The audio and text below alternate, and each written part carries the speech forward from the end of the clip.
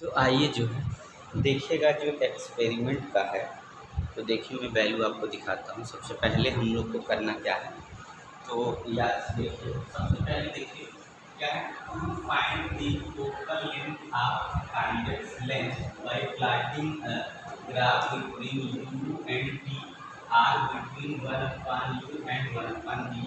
हमको क्या करना है, तो हम लोग एक कॉन्वेक्स लेंस लेंगे, ठीक है, जिसकी रफ फोकल लेंथ निकालते हैं। रफ फोकल लेंथ निकालना देखिए मैं आपको बताता हूँ रफ फोकल लेंथ कैसे आप फाइंड कर सकते हैं।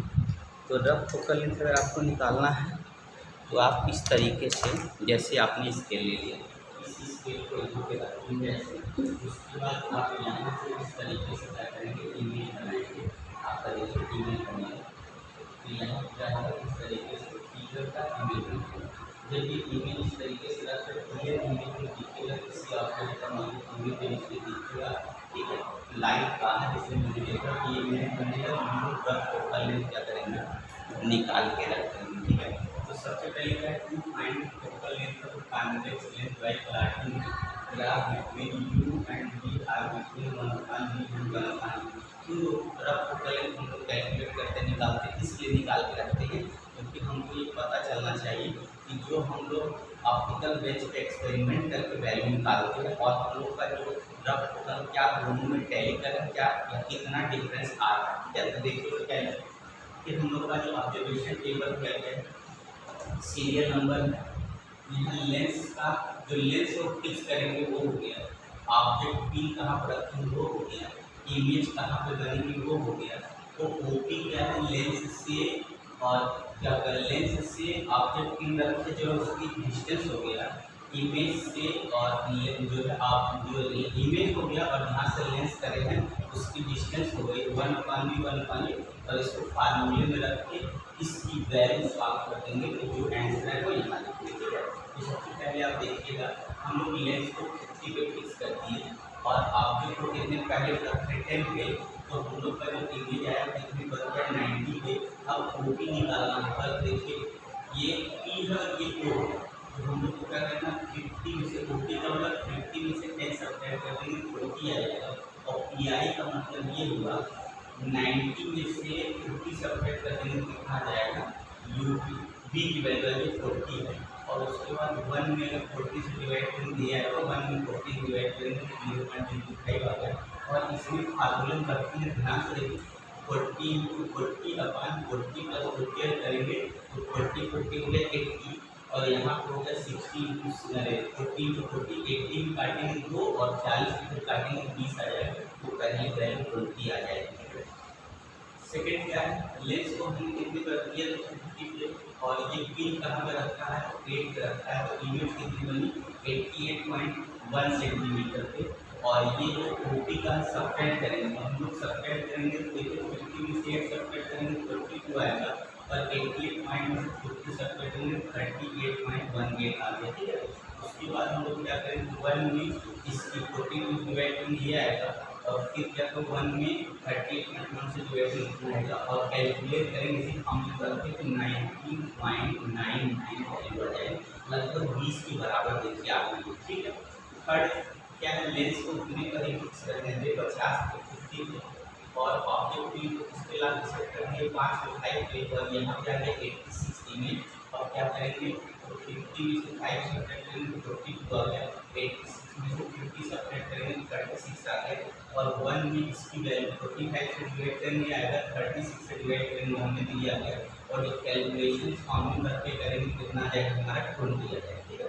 फिर आगे 50 पे फिर से लेंस को फिक्स कर दिया और यहाँ पे ऑब्जेक्ट को जो ऑब्जेक्ट लेंस को कितने कर दिया 50 पे, ये 50 से 50 इमेज बना 96.6 पे और ये हमने एक्सपेरिमेंट करके दिखाया। तो आपने पिछली वीडियो इसमें एक्सपेरिमेंट करा था, आप जाकर उसको देखेंगे तो आपको दिख जाएगा और वीडियो यहाँ से देख लीजिएगा। और यहाँ पर जब डिफरेंस निकालेंगे 50 में से 50 सब्ट्रैक्ट करेंगे कितना जाएगा 35 और 50 में से आप क्या करेंगे 96 सब्ट्रैक्ट करेंगे आपका 46.5 और 1 में डिवाइड करेंगे 35 से और 1 में डिवाइड करेंगे 46 से, ये वैल्यू सॉल्व करेंगे दोनों को इस फॉर्म में रख के तो 90.98 आ गया। अब मीन्स क्या है तो देखिए वो ठीक है, लेंस को वहीं पे रखा हुआ है और यहाँ कितना होगा नीचेगा 50, ये लेंस सीरियल नंबर 1 5वां ऑब्जर्वेशन होगा 50 का ही लेंस है और यहाँ पे ऑब्जेक्ट 1 पे रखा है, इमेज का जो वैल्यू है 50 दिया है,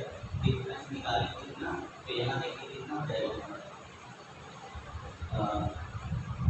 इसमें हमें कितनी वैल्यू मिल गई, तो यहाँ पे हमारी हो गई, यहाँ पे देखिए मिस्टेक, ये 20 आने का मतलब यहाँ मिस्टेक लिखा गया है, मतलब लिखाने का मतलब ये होगा कि यहाँ पे कितना होगा, ये 20 है, ठीक है, इसको 20 करने में कितना हो जाएगा, क्राइटेरिया और 90 में से क्या सब्ट्रैक्ट करेंगे, यहाँ पे 90 में से हम कैलकुलेट करेंगे तो यहाँ पे 60, इसका मतलब हमें क्या किया होगा, यहाँ पे इसको हमने चेंज किया है, ठीक है, ये वाला चेंज करेंगे, थोड़ा सा एक मिनट देखते हैं क्या आता है, उसके बाद आप करिए। तो देखिएगा जो हमारी वैल्यू है, तो देखिए क्या है, इसमें हमारा क्या है, इसको हमने किस पे रखा है, देखिए इसको हमने रखा है 30, ये इसका क्योंकि जगह कम बचेगी तो पिन को हमने कितने पर किया है, लेंस को रख दिया 30 पे और पिन को कहाँ ऑब्जेक्ट को कहाँ रख दिया, एकदम 0 पे, मतलब पहले पॉइंट कर दिया, तो इमेज बचा 90 पे बन गया, तो इसको जब 30 में 0 सब्ट्रैक्ट कर दिया 90 में 60 किया है, तो पहले साल तक लाएंगे तो 28 इसी फॉर्म में साल तक कैसे दिखेगा, अगर हम ये इक्वल लिखें पहले के लिए तो 40 मल्टीप्लाई 40 इक्वल टू 40 मल्टीप्लाई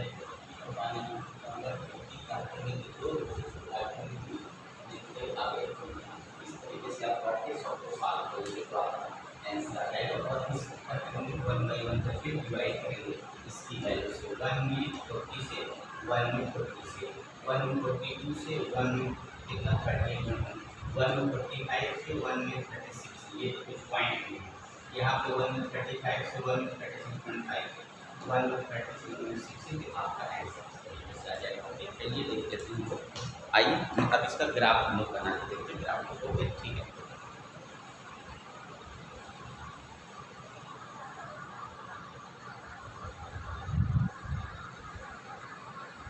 तो देखिएगा इसका ग्राफ है ये, ठीक है, देखिए उसका ग्राफ इस तरीके से हम लोग बनाएंगे, क्या करेंगे, एक कोऑर्डिनेट y मान लेंगे, दूसरे एक कोऑर्डिनेट u मान लिया, दूसरे पे v मान लिया, तो वैल्यू क्या है 10 20 30 40 50 60, इधर भी 10 20, तो पहला हमारा क्या था 40 पे 40 है, ठीक है ना, 40 है, और दूसरा क्या है हमारा, तो 35 पे जो वैल्यू है, इस तरीके से आप ग्राफ बना के नोट कर सकते हैं। तो आप ग्राफ पेपर पे बनाएंगे तो आपको एग्जैक्ट आंसर मिल जाएगा, कोई डाउट नहीं।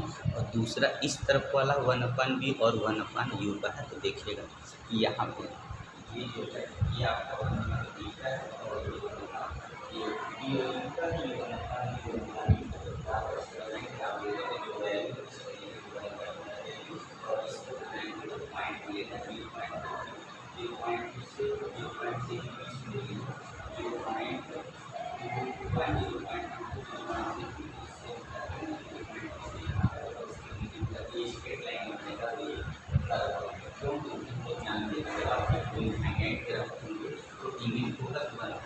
इसका मतलब आपके फोकस करते हैं इमेज नहीं कर सकते हैं, और इसमें यही स्ट्रेट लाइन से करेगा तो कैसे करेंगे आप समझ सकते हो। तो देखिएगा आप बड़ी अच्छे से समझ आप क्या हमारे चैनल को सब्सक्राइब कर दीजिए और आपकी लाइक जैसे वीडियो डालेगा आपको लिखकर अच्छे।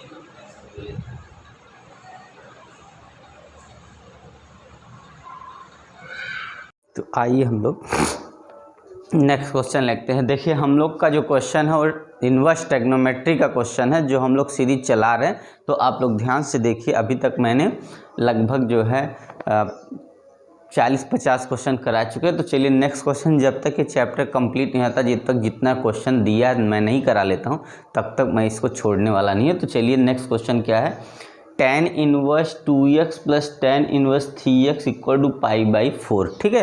मतलब इसको सॉल्व करना, सॉल्व करके आंसर लाना, ठीक है। इस बार आंसर लाना है x की वैल्यू, तो tan inverse 2x plus tan inverse 3x equal to π/4, ये हम लोग का क्वेश्चन। तो देखिए क्वेश्चन को हम लोग कैसे आसानी से सॉल्व कर सकते हैं। तो हम लोग बहुत सारे क्वेश्चन सॉल्व किए, इसलिए इसको अब तो कोई दिक्कत नहीं, आपको रट गया होगा, आप आराम से कर लेंगे क्वेश्चन। तो देखिएगा क्वेश्चन कैसे करना हम लोग को। हम लोग जानते हैं tan inverse x plus tan inverse y का जो फार्मूला होता है वो होता है tan inverse x plus y upon 1 minus XY। यही फार्मूला इसमें लगा देंगे तो हमारा हो जाएगा tan inverse 2x plus 3y नहीं 3x अपान यहाँ कितना हो जाएगा 1 माइनस 2x इंटू 3x, फिर इक्वल टू यहाँ लिखेंगे कितना है ये π/4। अब इस tan को इधर मल्टीप्लाई कर देंगे, π/4 की तरफ ला देंगे तो ये हो जाएगा 5x अपान यहाँ पे हो जाएगा 1 minus 6x square is equal to tan inverse हटा के यहाँ लिख देंगे tan π/4, और tan π/4 हम जानते हैं 1 होता, तो यहाँ हो गया 5x 1 minus 6x square equal to 1। ठीक है ना, देखिए यहाँ कितना होगा 3 2 5 हो गया और 3 2 जा 6x स्क्वायर। अब इसका मल्टीप्लाई कर देंगे तो यहाँ हो जाएगा 5x equal to 1 minus 6x square. इसको इधर लिखेंगे तब देखिएगा क्या होगा 6x स्क्वायर, ये वाला हमारा माइनस इधर आ गया और प्लस हो जाएगा 5x प्लस 1 इक्वल टू 0। ठीक है, अब ये हमारा आंसर आ चुका है, ये क्वाड्रेटिक बन गया। इसी क्वाड्रेटिक को सॉल्व करना है। ठीक है, तो हम लोग 6 को अगर ब्रेक कर लें किसमें 2 प्लस 3 में तो हो जाएगा, तो 6x स्क्वायर को हम लिख सकते हैं 2x plus 3x plus 1 equal to 0। ठीक है ना, अब क्या करेंगे यहाँ से 6x स्क्वायर प्लस यहाँ लिख देंगे यहाँ पे कितना, तो 2x और प्लस यहाँ होगा 3x प्लस 1 इक्वल टू 0, यहाँ पे 1 है। ठीक है ना, अब इसमें से कॉमन कर लें, हमने क्या कॉमन कर लेना है 2 कॉमन कर लेना है और x तो हमारा बचेगा 3x और प्लस 1 बच जाएगा। ठीक है, और प्लस यहाँ से क्या कॉमन कर लेना है 1 कॉमन कर लेना है, तो 3x प्लस 1 इक्वल टू 0, तो यहाँ पे हो जाएगा 3x प्लस 1 इक्वल टू 0 और यहाँ पे हो जाएगा कितना एक यहाँ पे होगा 2x, यहाँ एक साथ ऐसे लिख लीजिए 3x प्लस 1 और यहाँ पे होगा 2x प्लस 1 अब इक्वल टू 0। तो x की जो वैल्यू आएगी 3x और प्लस 1 इक्वल टू 0 होगा, तो x इक्वल टू हो जाएगा -1/3 और यहाँ पे हो जाएगा 2x प्लस 1 इक्वल टू 0, तो x की वैल्यू -1/2 आ जाएगी। ठीक है ना, तो देखिए कहाँ क्या कहीं मिस्टेक हुआ क्या, 3 2 5 और फार्मूला हमारा हो गया 2x प्लस 3x है, तो 2 यहाँ हो गया और यहाँ 3 5 हो गया ऊपर, उसके बाद यहाँ पे हो जाएगा 1 माइनस, इसका हमने मल्टीप्लाई कर 6x स्क्वायर के यहाँ मल्टीप्लाई कर दिया हमने, तो आपने देखा कि इसको उधर लेगा। देखिए यहाँ पे छोटी सी मिस्टेक हो चुकी है, 1 जो है हमने क्या कर दिया माइनस, प्लस में था तो हमारा -1 जाएगा तो ये भी -1 होगा। ठीक है, तो इसलिए यहाँ पे हमारा हो जाएगा -1। इस -1 की वजह से हमारा जो फैक्टर देखिए यहाँ पे 1 मिनट, तो यहाँ से देखिए गड़बड़ हो गया ना, तो यहाँ क्या होगा ये -1 की जगह +5 नहीं आएगा, सब्ट्रैक्शन होगा और सब्ट्रैक्ट करके हम लोग 5 ला सकते हैं। 6 को 6x स्क्वायर प्लस यहाँ लिखेंगे 6x -1 और यहाँ कितना हो जाएगा 6 -1 यहाँ पे x -1 इक्वल टू 0। अब आ जाएगा 6 1 जा 6 और यहाँ करेंगे तो 5 आ जाएगा, उल्टा वही होगा 6x स्क्वायर प्लस यहाँ होगा 6x और यहाँ पे हो जाएगा -1 इक्वल टू 0। यहाँ से 6 कॉमन कर लेंगे तो x प्लस 1 आ गया और -1 कॉमन कर लेंगे तो x प्लस 1 आ गया इक्वल टू 0, यही ना। तो उसके बाद हमारा होगा यहाँ से 6 कॉमन है ना, तो हो जाएगा 6 और x कॉमन है, 6x -1 यहाँ पे और x प्लस 1 इक्वल टू 0 यहाँ पे, तो 6 यहाँ से लिखते हैं। चलिए, तो यहाँ पे हमारा हो गया कितना 6x माइनस 1 इक्वल टू 0, तो 6x equal to 1, x equal कितना 1/6। पहली वैल्यू ये है। दूसरी x plus 1 equal to 0, x equal to -1, तो -1 वाला हमको छोड़ देना और लेना कौन सा वैल्यू है, तो x की वैल्यू कितनी आ जाएगी 1/6 आ जाएगी। ठीक है ना। तो देख लिए हल्की सी मिस्टेक हो गई थी। मिस्टेक ये है कि अगर हम ये 6x² को इस तरफ ले जाएंगे तो ये प्लस में हो जाएगा, तो 1 को भी ले जाएंगे हमारा प्लस माइनस हो जाएगा प्लस से। तो यही चीज़ मैंने अभी यहाँ पे क्या कर दिया था, तो माइनस नहीं प्लस ही लिखा था, जिसकी वजह से ये फैक्टर में उल्टा हो गया था, क्योंकि यहाँ 2 + 3 तब लिखना होगा और यहाँ माइनस आते ही 6 - 1 लिखना होगा। सब्ट्रैक्ट करने पर 5 आना चाहिए, अगर प्लस होता तो प्लस करने 5, इसीलिए जो है फैक्टराइज भी आसानी से हो गया, पता ही नहीं चला। तो आप लोग इसको ध्यान से देख लीजिए आराम से, कोई दिक्कत नहीं, स्क्रीनशॉट ले लीजिए। ठीक है, तो आप लोग आराम से स्क्रीनशॉट लेके देख लेते हैं क्वेश्चन क्या है और आप सॉल्व कर लीजिए क्वेश्चन। ठीक है ना, स्क्रीनशॉट ले लीजिए। तो चलिए नेक्स्ट क्वेश्चन लेते हैं। देखिएगा क्वेश्चन क्या है। देखिए इम्पॉर्टेंट क्वेश्चन चल रहा है। तो नेक्स्ट क्वेश्चन हमारा है, देखिए जो 2013 में आया हुआ है और NCERT और CBSE में आया हुआ है। क्वेश्चन है y cot इनवर्स यहाँ पे अंडर में cos x minus cot inverse under में क्या है cos x। कितना है, y = cot इनवर्स अंडर में cos x minus tan inverse under में cos x है। Then prove that sin y = tan inverse x/y। ये प्रूफ करके लाना है इस बार। ठीक है, पहले से दे रखा। तो देखिए हम लोग पहले फार्मूला अगर बात करते हैं, मिरेज कर देंगे अभी कोई फार्मूला। सबसे पहले तो हम लोग जानते हैं tan inverse x plus cot inverse x = π/2 होता है। ठीक है, sin inverse x plus cos inverse = π/2 होता है। ठीक है, एक फार्मूला हम लोग का और होगा जो इसमें लग जाएगा, वो कौन सा होगा, 2 tan inverse x = cos inverse 1 - x² अपान कितना होगा 1 + x²। क्या होगा, ध्यान से देखिए फार्मूला कौन कौन सा आप लोग जानते हैं। तो आप लोग जानते हैं कि tan inverse x plus cos π/2, sin inverse x plus sin inverse x plus sin इन cos inverse x = π/2, 2 tan inverse x = cos inverse 1 - x² 1 + x²। तो हम लोग देखिए सबसे पहला फार्मूला लगाएंगे कौन सा, इस cot को चेंज करेंगे किस में, tan में। तो यहाँ से cot इनवर्स π/2 माइनस tan, ये फर्स्ट फार्मूला लग जाएगा। तो y = हो जाएगा, ध्यान से देखेंगे तो π/2 minus tan inverse under root में cos x, ये हो गया। इस cot को हमने बदल दिया और माइनस हमारा tan इनवर्स अंडर रूट में cos x वैसे ही है जैसे है, मतलब ये हमारा इसको बदला, ये चेंज वैसे ही है। ठीक है, अब क्या करेंगे ध्यान से देखिए, अब हम लोग क्या करना है, इसको थोड़ा सा ऐड करेंगे तो ये हो जाएगा π/2 minus 2 tan inverse under root में cos x।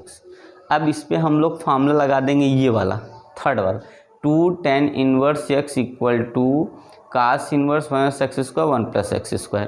तो देखिएगा होगा y = तो यहाँ π/2 से कोई मतलब नहीं है तो रहेगा ही माइनस, इसकी जगह लिखेंगे तो हो जाएगा cos इनवर्स और ये हो जाएगा यहाँ 1 - x² है और इसकी जगह क्या है, तो ये 1 - cos यहाँ हो जाएगा और 1 + cos, मतलब अंडर रूट में है, अगर cos उसका स्क्वायर करेंगे तो अंडर रूट से बाहर आएगा, यहाँ अंडर रूट से बाहर आ गया।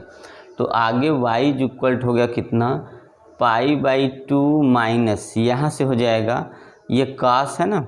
अब देखिए इस cos को हमको क्या कर लेना है, पहले साइन में चेंज कर लेना है। ठीक है ना, किस में साइन चेंज करना है, तो यहाँ देखिए इस फार्मूले में आ जाए फिर से, cos इनवर्स = π/2 साइन हो गया। तो यहाँ से हमारा अगर लिखेंगे तो ऐसे आएगा π/2 और उसके बाद यहाँ हो जाएगा minus plus minus sine sine inverse, और ये हो जाएगा हमारे, इसकी वैल्यू हो जाएगा, यहाँ पे बड़ा ब्रैकेट लगा लेते हैं, 1 माइनस कॉस एक्स अपान 1 प्लस कॉस एक्स, ये हो गया हमारी वैल्यू। ठीक है, अब देखिए हमने क्या किया, ओपन किया तो ये हो गया π/2 माइनस π/2 और प्लस ये हो गया sign inverse 1 minus cos X, और यहाँ पे हो गया 1 प्लस कॉस एक्स। ठीक है ना, ये इससे कैंसिल होके तो y की जो वैल्यू आएगी वो कितनी आ जाएगी, sine inverse 1 minus cos X और यहाँ से होगा 1 प्लस कॉस एक्स।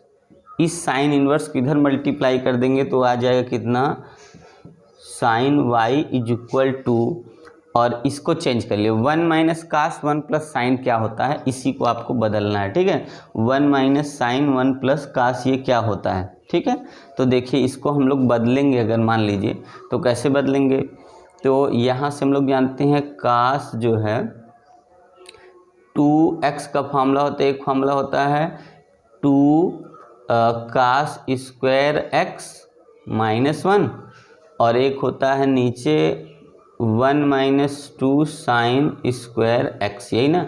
अगर हम लोग क्या करते हैं, इसको कौन सा माइनस वाला है, इसको इधर लेंगे तो यहाँ पे आ जाएगा, यहाँ से हमारी वैल्यू आ जाएगी कितनी, यहाँ आ जाएगा, देखिए यहाँ वाला है तो यहाँ से हमारी वैल्यू, इसको इधर लाएंगे, यहाँ पे इसको हम लोग क्या करेंगे, इस वाले को +1 कर देंगे तो नीचे वाला हो गया, तो यहाँ पे हो जाएगा नीचे वाले के लिए 2 कास स्क्वायर x/2, और अगर साइन के लिए करेंगे तो देख रहे हैं साइन के लिए हमारा कितना हो जाएगा, इधर के लिए हो जाएगा 2 साइन स्क्वायर x/2।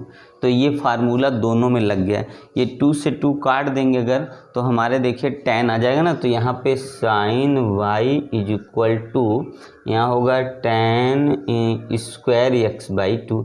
यही प्रूफ करके आपको लाना था। देखिए ठीक है ना, देखिए क्या करेंगे, यहाँ से पहले 1 माइनस कास को हम लोग यहाँ से बदलेंगे, 1 माइनस कास का मतलब यहाँ हो जाएगा 2 sine square x/2 is equal to, यहाँ से अगर लेंगे तो ये हमारा हो गया कितना, 1 माइनस कास 2x की जगह x खाली लिखे, और यही 2 कॉस स्क्वायर अगर x/2 लिखना है तो 1 प्लस कास क्या लिखेंगे, x लिखेंगे। तो नीचे वाले में प्लस वाला हो गया, प्लस वाले के लिए कास वाला हो गया, और माइनस वाले के लिए साइन हो, कट गया साइन स्क्वायर x/2।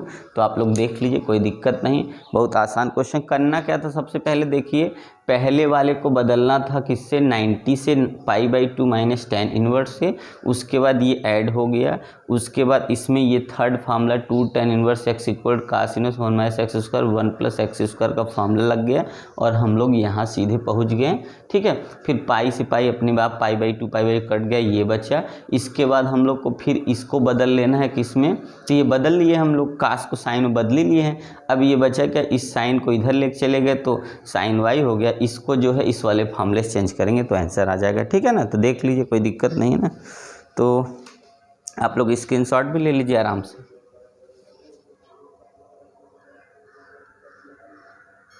ये हम लोग नेक्स्ट क्वेश्चन लेते हैं। देखिए क्वेश्चन क्या है आपका, तो क्वेश्चन जो है हम लोग जान रहे हैं कि क्वेश्चन हम लोग का चल रहा है इन्वर्स ट्रिग्नोमेट्री का। तो देखिए अब हम लोग बहुत से सारे क्वेश्चन लगा लिए, हर टाइप क्वेश्चन लगा लिए।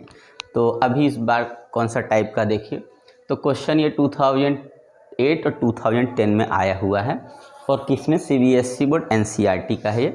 प्रूव दैट tan π/4 क्या है, prove that tan π/4 plus 1/2 cos inverse a/b plus tan π/4 minus 1/2 cos inverse a/b equal to, ये लाना 2b/a प्रूफ करके इस क्वेश्चन को लाना है। ठीक है, क्या करना है हम लोग को, 2ab लाना है। तो क्वेश्चन इस टाइप का है। देखिए क्वेश्चन में सबसे पहले हमको दिमाग क्या लगाना है, अगर ये π/2 है तो 45 है, और 45 अगर ये x हो जाता तो हम लोग इसको इजीली सॉल्व कर लेते। तो हम लोग को करना यही है, फार्मूला लगाना है tan π/4 प्लस x का और माइनस का फार्मूला। tan π/4 x का क्या फार्मूला होता है, तो आप जानते हैं tan 1 और प्लस tan मतलब यहाँ हो जाएगा π/4 लिख दे रहे हैं, और प्लस tan कितना होगा x, और यहाँ हो जाएगा 1 माइनस π/4 का मतलब 1 हो जाएगा। अगर हम डायरेक्टली करें, चलिए यहाँ भी करते हैं, tan π/4 का मतलब 1 प्लस tan x हो जाएगा, यहाँ 1 प्लस tan x हो जाएगा। ठीक है, तो यही दूसरा भी हो जाएगा, तो इसमें वैल्यू रखते हैं। और तो हमने फार्मूला लिख दिया इसका कि ये हमारा फार्मूला हो जाएगा। सबसे पहले हम चलिए मान लेते हैं, नहीं तो आपको समझ नहीं आएगा। सबसे पहले x इक्वल टू हम मानेंगे 1/2 cos इनवर्स a/2 लेट कर लिया। क्या हमने लेट कर लिया कि x को हमने मान लिया 1/2 cos इनवर्स a/2, तो हमारा जो क्वेश्चन बन जाएगा tan और बन जाएगा π/4 प्लस क्या बन जाएगा, तो ये x बन गया, और उधर वाला बन जाएगा प्लस tan, और यहाँ हो गया π/4 माइनस कितना हो गया ये, तो x बन गया। अब इसको हम लोग क्या करेंगे, यहाँ से सॉल्व करना शुरू करते हैं। ठीक है ना, तो देखिए इसको हम लोग लिखेंगे tan, और यहाँ हो गया tan, देखिए π/4 का 1 हो जाएगा प्लस tan x हो जाएगा, फिर अपान 1 माइनस tan x हो जाएगा, फिर प्लस यहाँ पे करेंगे तो यहाँ पे हो जाएगा कितना 1 माइनस tan x हो जाएगा, और 1 प्लस कितना हो जाएगा tan x होगा। थोड़ा शॉर्ट में लगा रहे क्योंकि जो है यहाँ पे जगह कम न पड़े इसलिए। अब इसका क्रॉस मल्टीप्लाई, इसका क्रॉस मल्टीप्लाई करेंगे तो 1 प्लस ये हो गया हमारा tan x का होल स्क्वायर, और प्लस इसका करेंगे तो 1 माइनस tan x का होल स्क्वायर हो जाएगा, और अपान में जो फार्मूला लगेगा वो होगा 1 माइनस tan स्क्वायर, क्योंकि a माइनस बी स्क्वायर नीचे लग गया। अब ऊपर वाले का होल स्क्वायर करिए आराम से। ठीक है, एक लाइन यहाँ और कर दीजिए, नहीं तो कम जगह हो जाएगा। तो यहाँ पे हो जाएगा 1 प्लस a प्लस बी का होल स्क्वायर लगाएंगे, और एक में a माइनस बी का होल स्क्वायर लगाएंगे। यहाँ प्लस का लगा दिया, माइनस का लगाएंगे। अगर लगाते हैं तो यहीं खाली लास्ट में चेंजिंग आती है, और अपान वाला तो वैसे ही चलेगा 1 माइनस tan स्क्वायर x। इसमें ये वाला हमारा कैंसिल हो जाएगा, तो आया कितना, देखिए यहाँ से हो जाएगा 1 1 2, और ये 2 हो जाएगा, तो 2 अगर हम कॉमन कर लेंगे तो 1 प्लस tan स्क्वायर x बच गया। ठीक है, 1 1 2 हो गया, और tan स्क्वायर भी 2 tan स्क्वायर होगा, तो 2 को बाहर कर दिया, और यहाँ होगा 1 माइनस tan स्क्वायर x। अगर इसको आप ध्यान से अगर देखें तो ये हमारा देखिए cos x का जो फार्मूला बनता है, ठीक है, कितने का, cos 2x का जो फार्मूला होता है वो होता है कितना, 1 माइनस tan स्क्वायर x अपान 1 प्लस tan स्क्वायर, ये होता है ना ये फार्मूला। देखिए cos 2x का फार्मूला होता है 1 minus tan square x 1 plus tan square. तो अगर हम इसको देखें तो 2 अपान, और यहाँ पे कितना हो जाएगा, उसके बाद 2 हो जाएगा, और ये अपान में cos आएगा क्योंकि उल्टा है, तो cos यहाँ लिखेंगे कितना, अरे ये क्या हो गया हमारा, एक मिनट, यहाँ लिखेंगे cos।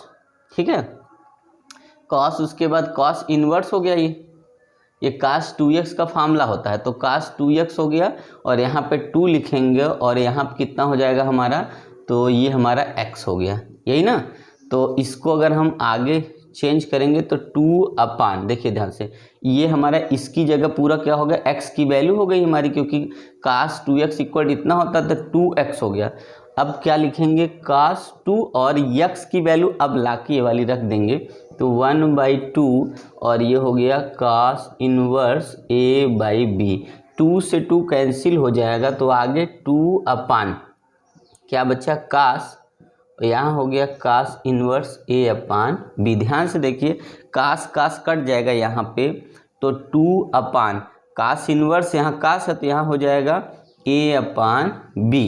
तो आगे नेक्स्ट लाइन b ऊपर चला गया तो 2b/a, तब जाके इसका हमें आंसर मिल गया। देखिए क्वेश्चन बड़ा था, पर देखिए कितना आसानी तरीके से कैसे फार्मूला कहाँ कहाँ लगा यही समझना आता है। अगर ये समझ में आ जाता है फार्मूला किस जगह रखे, और प्लस देखिए आपको फार्मूला याद होने, अगर आपको फार्मूले नहीं याद हो रहे तो आप क्या करेंगे, जहाँ पे आप पढ़ते हैं उसके सामने वाली दीवार पे अभी सभी फार्मूले अभी से आप लिख लीजिए, ठीक है। और उसका जैसे एप्लीकेशन आएगा वो बार बार आपके माइंड में रिमाइंड करते रहेगा, जिसकी वजह से आपको फॉर्मूले सब याद हो जाएंगे और नो डाउट आप फटाफट क्वेश्चन को लगा सकते हैं। ठीक है, तो सबसे पहले क्या करने हैं, आपको उन्हीं फॉर्मूले को स्टडी वाले वाल पे लगाइए, सामने वाले पे, और आप जहाँ पढ़ेंगे या जहाँ आपको सुटेबल हो, जहाँ आपको दिख जाए बैठे बैठे, वहाँ लगाइए और आप क्वेश्चन लगाएंगे तो आप फट से फॉर्मूला देख लिया कि एक टाइम ऐसा आएगा आपको ऐसा कोई फार्मूला नहीं होगा जिससे आपको याद ना हो, तो आप सभी क्वेश्चन इजीली सॉल्व कर सकते हैं, क्योंकि ट्रिग्नोमेट्री में बिना फार्मूले क्वेश्चन सॉल्व नहीं होता, कोई कैलकुलेशन नहीं होता, इसमें सिर्फ फार्मूले पे ही चलता है। तो देखिए सबसे पहले हमको इस क्वेश्चन में x = cos इनवर्स a/b, इसी को x मान लेना है और रख के tan π/4 + x मतलब tan 45 + x का फार्मूला लगा देना है, एलसीएम लेना क्रॉस करके, फिर a + b का होल स्क्वायर माइनस का होल स्क्वायर लगाना, जो कट गया जो बच गया ऐसे लिखेंगे, और ये होता है cos 2x का फार्मूला। अगर यही नहीं पता होता तो सॉल्व ही नहीं होता। तो cos 2x का यहाँ पे 1 - tan स्क्वायर 1 + tan स्क्वायर होता है, पर ये उल्टा लिखा है इसलिए cos नीचे आ गया, और फिर x की वैल्यू वहाँ से रख दिए तो ये कट गया, सीधा सीधा कट के ये आ गया, तो हम देखिए आसान हो गया, कोई दिक्कत नहीं। तो चलिए आप लोग जो है स्क्रीनशॉट ले लीजिए। अब नेक्स्ट क्वेश्चन लेते हैं। देखिए हमारा फिजिक्स का क्वेश्चन है, देखिए क्या है फिजिक्स का क्वेश्चन है, तो हमारा जो है ये आया हुआ न्यू वाला है। तो क्या है, in a circuit the phase difference between the alternate current and voltage is π/2। क्या है, ये ऑप्शनल है, दोनों ऑप्शनल है। क्या दिया है, in a circuit the phase difference between the alternate current and the voltage is π/2। इसका मतलब बोला है कि किसी जो है सर्किट में फेज डिफरेंस जो है अल्टरनेट करंट में कितना है, अल्टरनेट करंट और वोल्टेज का फेज डिफरेंस π/2, मतलब करंट जो है, करंट और वोल्टेज का जो फेज डिफरेंस है वो कितना है, π/2 है। विच of following can not be the, which of क्या लिखा है, विच of following can not be the element of circuit, मतलब इस ये ऑप्शन है, इसमें से कौन जो है इस सर्किट का एलिमेंट नहीं होगा। तो सबसे पहले देखिए करंट और वोल्टेज में जो फेज डिफरेंस होता है वो आर की वजह से होता ही नहीं। पहली बात, आर में नो फेज डिफरेंस होता है। ठीक है, क्या होता है देखिए, अगर हम लोग देखेंगे तो आर की वजह से, देखिए आर में कोई फेज डिफरेंस नहीं होता है। ठीक है, एल में जो होता है π/2 फेज डिफरेंस होता है, और यहाँ पे एल क्या होता है हमारा, ये निगेटिव 90 डिग्री क्या होती है, लैग करती है, और सी क्या होती है, +90 डिग्री हमारी क्या करती है, ये लीड करती है। तो कैपेसिटिव सर्किट होगा तो 90 डिग्री ये लीड कर जाता है, और इंडक्टिव सर्किट होता है तो 90 डिग्री लैग करता है, वो भी करंट, मतलब वोल्टेज से करंट जो है 90 डिग्री ये क्या होती है, लैग बिहाइंड होती है, और यहाँ पे जो है करंट जो है कैपेसिटिव सर्किट में 90 डिग्री लीड करती है वोल्टेज से। उस हिसाब से अगर हम लोग देखें तो इसका मतलब ये हुआ, अगर ये दोनों होते तो एक साथ तो दोनों 180 का डिफरेंस आ जाता करंट और वोल्टेज में, पर है क्या इसमें, ऑप्शन चेक करिए, देखिए ओनली सी। तो यहाँ बोला है कि can not be the element of circuit. ठीक है, अगर फेज डिफरेंस कितने का हो, हमारा 90 का हो, तो कौन सा डिफरेंस नहीं आएगा। तो देखिए क्या लिखा है, in a circuit phase difference between the alternative current π/2 which of following can not the element of this circuit, तो कौन सा नहीं होगा। तो देखिए हमारा ओनली सी होगा, यस फेज डिफरेंस ये देगा, और यहाँ से देखिए एल और सी भी देगा, ओनली एल देगा, खाली ये नहीं देगा। इसका मतलब है इसकी वजह से नहीं होगा, जिसमें एल और आर लगा होगा, तो इसका मतलब है ये। ठीक है, तो ये हमारा ऑप्शन अगर देखें तो आपका ऑप्शन सी हो जाएगा, जिसमें ये वाला ऑप्शन है, क्योंकि ओनली सी भी देगा, ओनली एल भी देगा, एल और आर भी देगा, पर ओनली जो है एल और जो है एंड आर नहीं देगा। तो ऑप्शन में हमारा कौन सा होगा, ऑप्शन होगा सी वाला। ठीक है, दूसरा क्वेश्चन क्या देखिए, क्या दिया है, in impedance of a series LCR circuit. ये क्या है, इम्पीडेंस है, इसका फार्मूला बता है कौन सा इम्पीडेंस का फार्मूला होगा। तो हम लोग जानते हैं ये हो नहीं सकता क्योंकि टोटल रेजिस्टेंस हम लोग अंडर रूट में रख के निकालते हैं, ये भी नहीं क्योंकि स्क्वायर फॉर्म में, और ये भी नहीं है।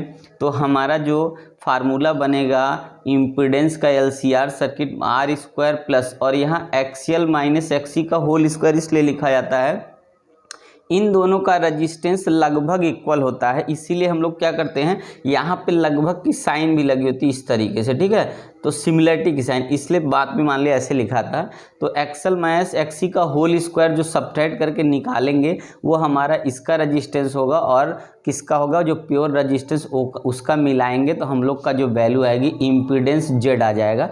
तो हमारा ऑप्शन कौन सा होगा, तो डी वाला होगा। इसमें हमारा ऑप्शन सी होगा और इसमें हमारा ऑप्शन क्या होगा, सेकंड क्वेश्चन में हमारा ऑप्शन डी वाला हो जाएगा। तो ये सही ऑप्शन होंगे। तो आप समझ गए ना। तो चलिए जो है नेक्स्ट क्वेश्चन हम लोग लेते हैं। नेक्स्ट क्वेश्चन लिखना पड़ता है ना, तो टाइमिंग लग जाती है। तो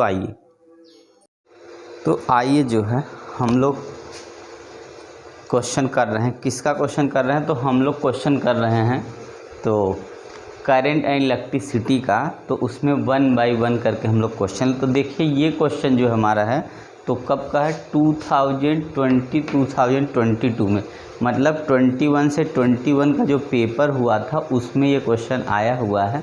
NCERT CBSE बोर्ड का है, ठीक है।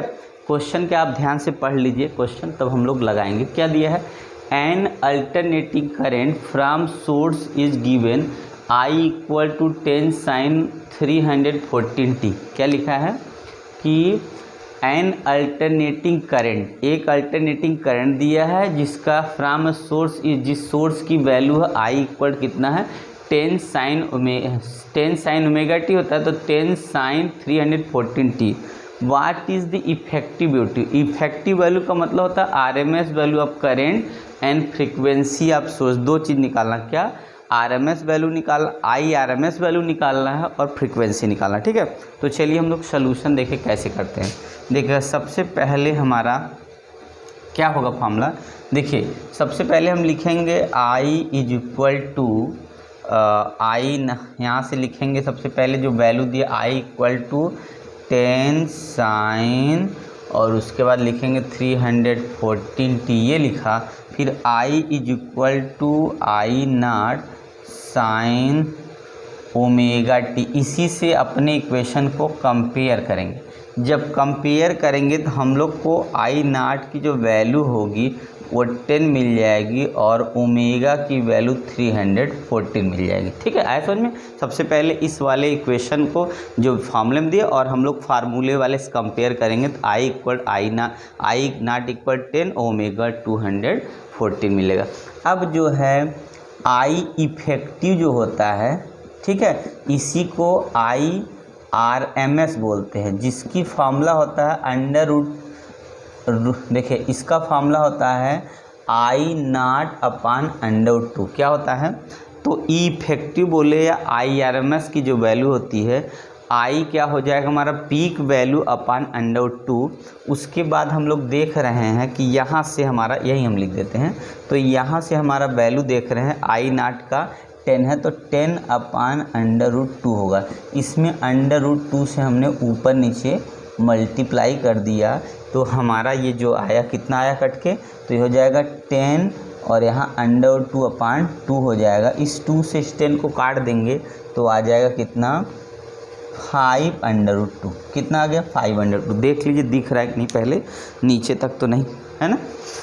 तो चलिए यहाँ तक तो दिख रहा है, कितना हो गया 5√2। आप ध्यान से देखिए क्या है, तो I, या कह सकते हैं कि I इफेक्टिव बोलिए IRMS की जो वैल्यू होगी I0/√2 है, और √2 से अगर ऊपर नीचे मल्टीप्लाई करें न्यूमरेटर डिनोमिनेटर में तो ये वाला हमारा हो जाएगा √2 हो जाएगा 2 और ये 10 और 2 से 10 को काटेंगे 500। रेशनलाइजेशन हुआ समझिए। अब देखिए क्या है, तो ये जो इतना आया, अब इसमें हम क्या करें, अगर I हमारा क्या है इफेक्टिव बोला तो इफेक्टिव लिख रहे हैं = 5 × √2 की वैल्यू 1.414 रख के मल्टीप्लाई कर लेते हैं। तो I हमारा इफेक्टिव की करेक्ट वैल्यू आ जाएगी।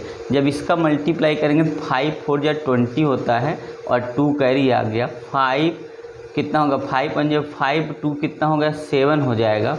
फिर 5 4 जा 20 हो जाएगा, फिर पॉइंट लगाएंगे यहाँ 7, इसका मतलब 7.470 ये हमारा क्या हो गया, एम्पियर हो गया। आई इफेक्टिव की वैल्यू या आई आरएमएस की वैल्यू हो गया। ठीक है, इतना हमारा पहला आंसर हो गया, ये फर्स्ट आंसर हमारा ये हो गया। ठीक है, अब देखिए क्या करना हम लोग को, और आगे क्या पूछा है। अब देखिए इफेक्टिव की वैल्यू तो आपने बता दिया, अब आपको बताना फ्रीक्वेंसी की वैल्यू बतानी है। तो देखिए हम लोग जानते हैं ओमेगा की जो फार्मूला होता है 2 पाई न्यू भी कहीं कहीं लिखा आता है, 2 पाई एफ भी कहीं कहीं लिखा आता है, तो इससे कोई दिक्कत नहीं, कुछ भी लिखिए। अब ओमेगा की वैल्यू आप देखिए कंपेयर किए हैं तो 314 इक्वल टू, इसमें से कोई एक सिंबल लेते हैं, तो हम लोग 2 पाई क्या है एनसीईआरटी बुक में न्यू लिखा है तो न्यू लेते हैं, तो न्यू हो गया। तो इसका मतलब न्यू इज इक्वल हो जाएगा 314 अपान कितना 2 पाई, तो हम लिखेंगे 314 अपान 2 मल्टीप्लाई पाई की वैल्यू 3.14 होती है। ठीक है, तो अब न्यू इक्वल टू कितना हो जाएगा, तो 314 अपान 2 इंटू डेसिमल हटाएंगे 314 यहाँ हो जाएगा मल्टीप्लाई 100 से ऊपर मल्टीप्लाई 300 से 300 काट देंगे और 2 से 100 को काटेंगे 50 आ जाएगा। तो न्यू की जो वैल्यू हमारी है यहाँ दिख रहा है, तो न्यू इक्वल कितना हो गया, न्यू मतलब वी जैसा बना कैसे कर देंगे, तो 50 हर्ट्ज यूनिट होती है। ठीक है, तो करंट की यूनिट एम्पियर है और जो फ्रीक्वेंसी यूनिट है उसकी यूनिट होगी हर्ट्ज। इसका मतलब फ्रीक्वेंसी की यूनिट क्या होती है, हर्ट्ज होती है। तो ये क्वेश्चन 2021-22 में आया हुआ, तो इसलिए आप लोग ध्यान से इस क्वेश्चन को देख लीजिए। ऐसा ही क्वेश्चन आता, कुछ डिफरेंट नहीं आता, कुछ अलग नहीं आता है। बस होता क्या, प्रैक्टिस नहीं किए रहते तो लगता है कि जो पेपर में क्वेश्चन आया है बहुत डिफरेंट आया था, बहुत कठिन आया था, तो लोगों को आप जवाब नहीं दे पाते। और कोई बात नहीं, तो क्वेश्चन सेम है, सब कुछ इजी आता है। तो आप ध्यान से देखिए ये क्वेश्चन, इसका इक्वेशन पहले हम कंपेयर करेंगे अपने फार्मूले वाले से, कंपेयर करके वैल्यू लिख दिए। फार्मूला याद होना चाहिए कि आई इफेक्टिव या आई आरएमएस अंडर में I naught upon under two, value रख के सॉल्व करेंगे, रेशनलाइज करेंगे, इतना आएगा, वैल्यू रख के मल्टीप्लाई कर दिए, अंडर टू की वैल्यू 1.414 होता है, मल्टीप्लाई करेंगे 7.470 एम्पियर हो गया। उसके बाद ओमेगा की वैल्यू 2 पाई न्यू होता है, या तो 2 पाई एफ लिख सकते हैं। ओमेगा की वैल्यू 314 हो गया, 2 पाई न्यू, और उसके बाद हमने क्या कर दिया कि 2 पाई से डिवाइड कर दिया, पाई की वैल्यू 3.14 होती है, पॉइंट हटा देंगे यहाँ से तो 100 और ये कट गया 2 से, ये हमारा आंसर है। ओके, तो चलिए जो है नेक्स्ट क्वेश्चन हम लोग आगे लेते हैं। नेक्स्ट क्वेश्चन क्या है, आप लोग स्क्रीनशॉट ले लीजिए एक बार।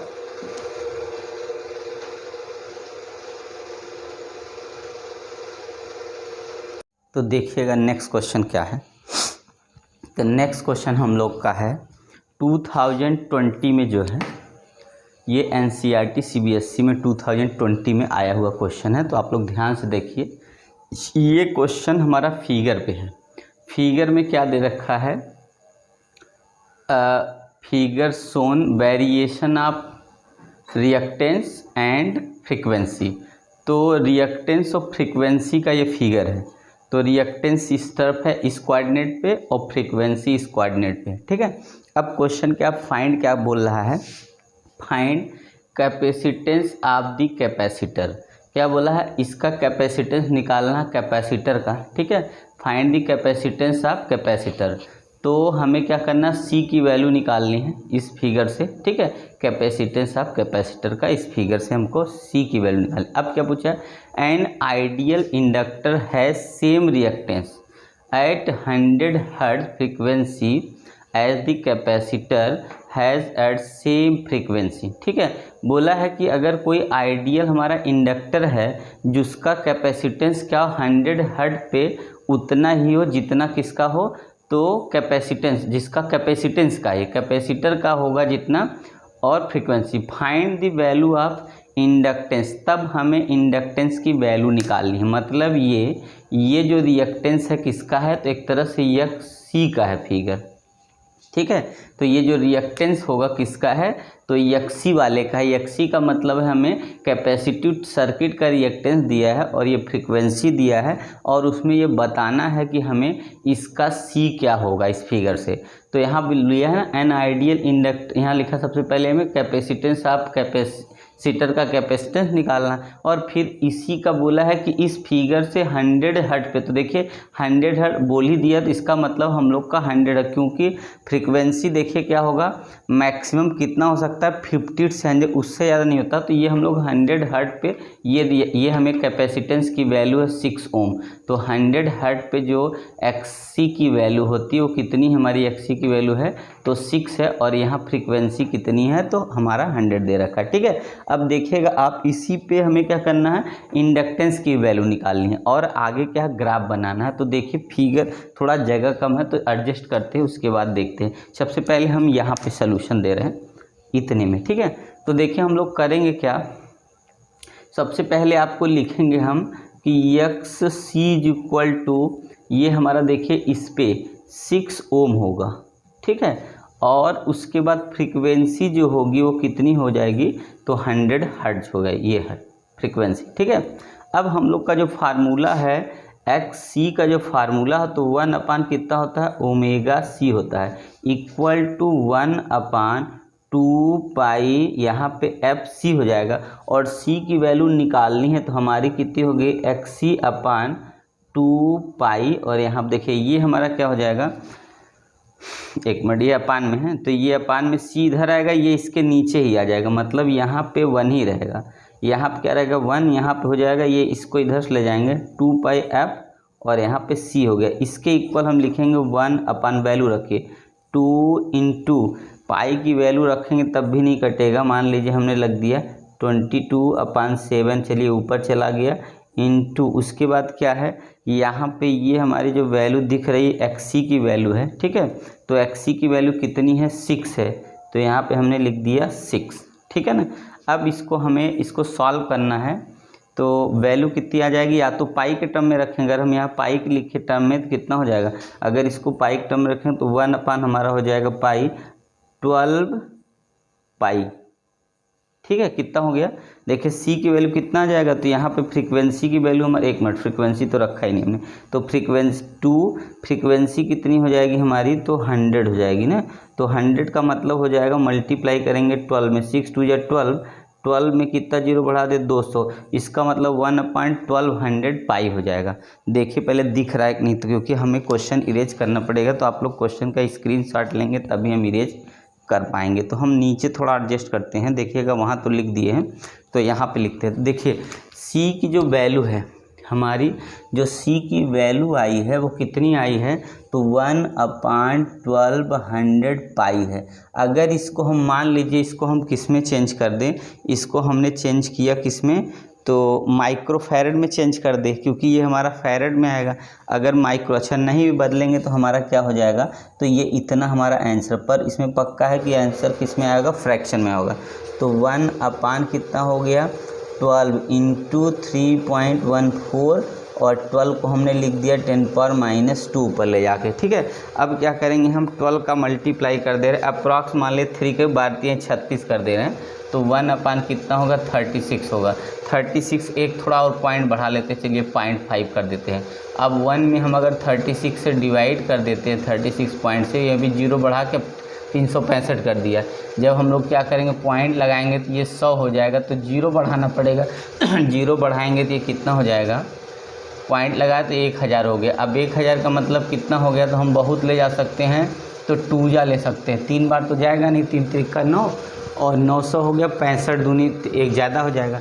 अब 3 यहाँ कितना हो गया 2 से करेंगे 5 दूनी 10 हो गया, 1 कैरी आ गया, 12 13 हो गया, 1 कैरी हो गया और 7 आ गया। ठीक है, और यहाँ पे हमने 0 और यहाँ से हो गया 7 आ गया और यहाँ पे हो गया कितना 9 2 आ गया और फिर हमने क्या किया 0 बढ़ा दिया। अब कितनी बार सकते हैं हम लोग ले जा सकते हैं, तो मान के चलिए कि 3 6 3 7 कितना 3 27 9 जा तो जाएगा नहीं, ये हम लोग ले जा सकते हैं 65 है ना, 365 है तो मान के चलिए हमारा 57 जाएगा। तो हमने यहाँ क्या लिखा, आप देखिएगा ध्यान से, हमने थोड़ा सेट कर लिया, इसलिए ये हमारा हो गया कितना 0.027 10 की पावर -2 आ गया। इसको अगर हम और आगे ले जाके लिखेंगे तो ये पॉइंट यहाँ आ जाएगा, तो ये हो जाएगा 2.7 10 की पावर माइनस कितना आ गया पता है, ये हो गया माइनस हमारा कितना 4, ये हो गया हमारा इतना, यहाँ से आ गया -4, क्योंकि इधर आएंगे तो पॉइंट किधर बढ़ेगा, तो नीचे हमारा मतलब यहाँ पे बढ़ गया, तो इसका मतलब पॉइंट इधर आ गया, तो यहाँ पे 2 और बढ़ गया, तो 2 के पास इतना हमारा क्या है, तो ये हमारा है फैरड है, ठीक है, इतना फैरड 2.7 × 10 पावर कितना होगा 4 फैरड है, ठीक है, और ये हमारा 2.7 × 10 पावर 2.7 10 पावर -4 फैरड है, क्योंकि अगर हम यहाँ पॉइंट लगा दिए हैं, यहाँ पे पहले पॉइंट था, इसको पीछे लेके आए, पीछे लेके आने का मतलब है हमने क्या कर दिया 100 नीचे कर दिया, अगर 100 से इसमें और डिवाइड करेंगे इतना आएगा, 100 ऊपर आके 10 पावर -4 हो जाएगा, तो ये इतना फैरड हो गया हमारा, ठीक है। माइक्रो में चेंज करेंगे तो क्या करना होगा हमको, और 10 की पावर माइनस करके तब इसमें माइक्रो में लिखना, 10 पावर माइनस कितना होगा -10 हो जाएगा, तो ये हमारी वैल्यू आ गई इस फिगर से। तो आप लोग क्वेश्चन की स्क्रीनशॉट लीजिए, तब मैं इरेज कर पाऊँगा ना। तो देखिए सबसे पहले हमने क्या किया कि यहाँ से इस फिगर से कंपेयर किया, सी की वैल्यू XC की वैल्यू 6 से फ्रीक्वेंसी 100, जब फार्मूला XC = 1/ω/c, ओमेगा की वैल्यू 1/2 FC होता है, C को यहाँ इधर ले गए तो 1/2π XC हो गया, और वैल्यू 2 × π/22.7 की जगह पाई ही रखें अभी, और इसकी वैल्यू XC की 6 हो गई, और F की 100 मिल के 1/1200 पाई आ गया। अब वैल्यू यहाँ रख दिया, तो अप्रॉक्स लिया, आप लोग अच्छे से सॉल्व किएगा तो आपका एग्जैक्ट इतना आ गया। अब आगे हम लोग को करना क्या है, बोला है कि जो इंडक्टेंस, अब देखिए ये फर्स्ट का आंसर हो गया यहाँ से, ठीक है। अब बोला है इंडक्टेंस का अगर हमको सेम फ्रीक्वेंसी पे इंडक्टेंस की वैल्यू अगर निकालें, तो सेम फ्रीक्वेंसी पे इंडक्टेंस की वैल्यू अगर निकालेंगे हम लोग, तो हमारी इंडक्टेंस की वैल्यू सेम फ्रीक्वेंसी पे कितनी होगी 6 ही हो जाएगी, ठीक है। कितनी होगी, तो सेम फ्रीक्वेंसी पे इंडक्टेंस की वैल्यू क्या होगी हमारी, तो L की वैल्यू हमको निकालना है, ठीक है। तो इसका मतलब ये हुआ, आप लोग देख लीजिए, थोड़ा सा जगह कम है तो मैं इसको एक बार चेक करूँ क्या कंडीशन बन रही है, कहाँ लिखूँ, तो नीचे तो है नहीं, चलिए देखता हूँ। तो देखिए जो है मैं उसके नीचे ही थोड़ा सा लिखने की कोशिश कर रहा, आप देखिएगा।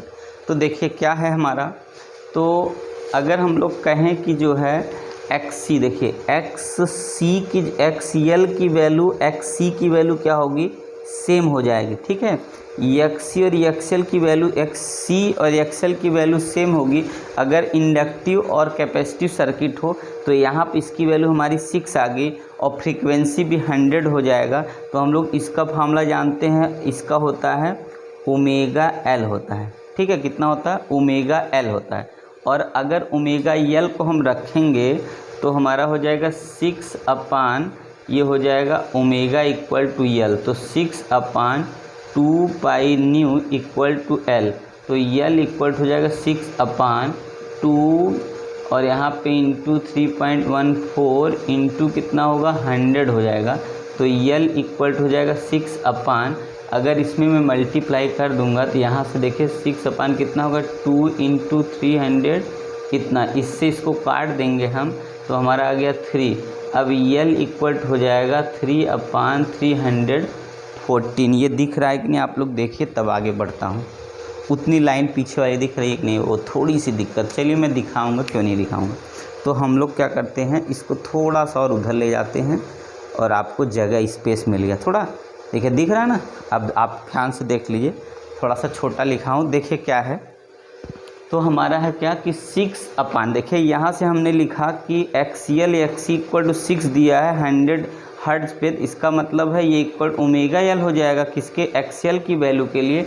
तो L इक्वल टू 6/ω होगा, L हो गया, ओमेगा की वैल्यू 2πν = L हो जाएगा, तो L इक्वल कितना 6, और इस पूरी वैल्यू रख दिया, ये काट के हमारा कितना 3/। अब हम क्या करेंगे, L को अगर हमको निकालना है तो हम डिवाइड करके आपको दिखाते हैं, जहाँ आपके पास स्पेस हो वहीं आपको कर दिखाते हैं। सबसे पहले हम जब पॉइंट लगाएंगे तो ये हमको डिवाइड करना है ना, तो इसलिए हम क्या करेंगे, यहाँ दिखाते 314 से हमको 3 को डिवाइड कर, पहले पॉइंट लगाएंगे तो 0 बढ़ेगा, 0 बढ़ाएंगे तो 300 हो जाएगा। देख रहे हैं अभी भी नहीं हुआ। अब 0 बढ़ाएंगे तो हमारा, जब यहाँ 0 बढ़ाएंगे तब 0 बढ़ेगा। अब हम कितनी बार ले जा सकते हैं, आप देख रहे हैं 8 या 9 बार अगर ले जाते हैं। चलिए चेक कर लेते हैं। 9 36 हो गया, 6 3 कैरी, 9 9 3 12, 1 कैरी हो गया, और फिर हो गया 9 यहाँ पे 9 3 27, और 27 हो गया हमारा कितना, यहाँ पे कैरी कितना है, 9 3 27, 1 28, तो 9 जा चला जाएगा, 10 जा जाएगा, 10 से करेंगे 3000 हो जाएगा, तो 9 जा चला गया। अब क्या करेंगे, इसमें 2826 लिखेंगे, सबट्रैक्ट 4 आएगा, और 9 का मतलब 7 आ गया, और यहाँ पे 9 हो गया और 1 आ गया और 0 बढ़ गया। अब कितना होगा 1740, मतलब 1740। 3 का टेबल पढ़ेंगे 3 5 जा हो जाएगा, तो मान के चलिए अप्रॉक्स से ही आ गया। तो यल की वैल्यू हमारी आ गई 0.0095, और इसको हम लिख सकते हैं 0.95 10⁻³ और ये हो गया फैरड। ये हमारा क्या हो गया, फैरड। एल की वैल्यू कितनी होगी 9.5 10⁻³ कितना हो गया, तो 9.5 10⁻³ फैरड है ये भी, क्योंकि एल और सी दोनों की यूनिट हमारी क्या होती है, फैरड होती है। कैपेसिटेंस की यूनिट जो होती है, सी की यूनिट क्या होती है, फैरड, और यल की भी यूनिट क्या होती है, फैरड। तो आपको दिख रहा है ना, देखिए वहाँ पे है। अब देखिए हम लोग जो ग्राफ बनाएंगे, किसके में ग्राफ बनाना है, तो क्वेश्चन क्या है देखिएगा। क्वेश्चन है draw the graph of reactance and frequency of the inductance. तो इंडक्टेंस सर्किट का हम अब इस फिगर को इरेज कर रहे हैं। फिगर एक बार आप देख लिए। तो हम लोग अगर ग्राफ बनाएंगे, यहीं छोटा सा ग्राफ बनाते हैं। अगर हम लोग ऐसे ग्राफ बनाएंगे ना, ग्राफ स्ट्रेट लाइन जाएगा, ये फ्रीक्वेंसी के लिए और ये एक्स किसके लिए है, फ्रीक्वेंसी एंड इंडक्टेंस। तो इंडक्टेंस मतलब एल के लिए ग्राफ है, ठीक है।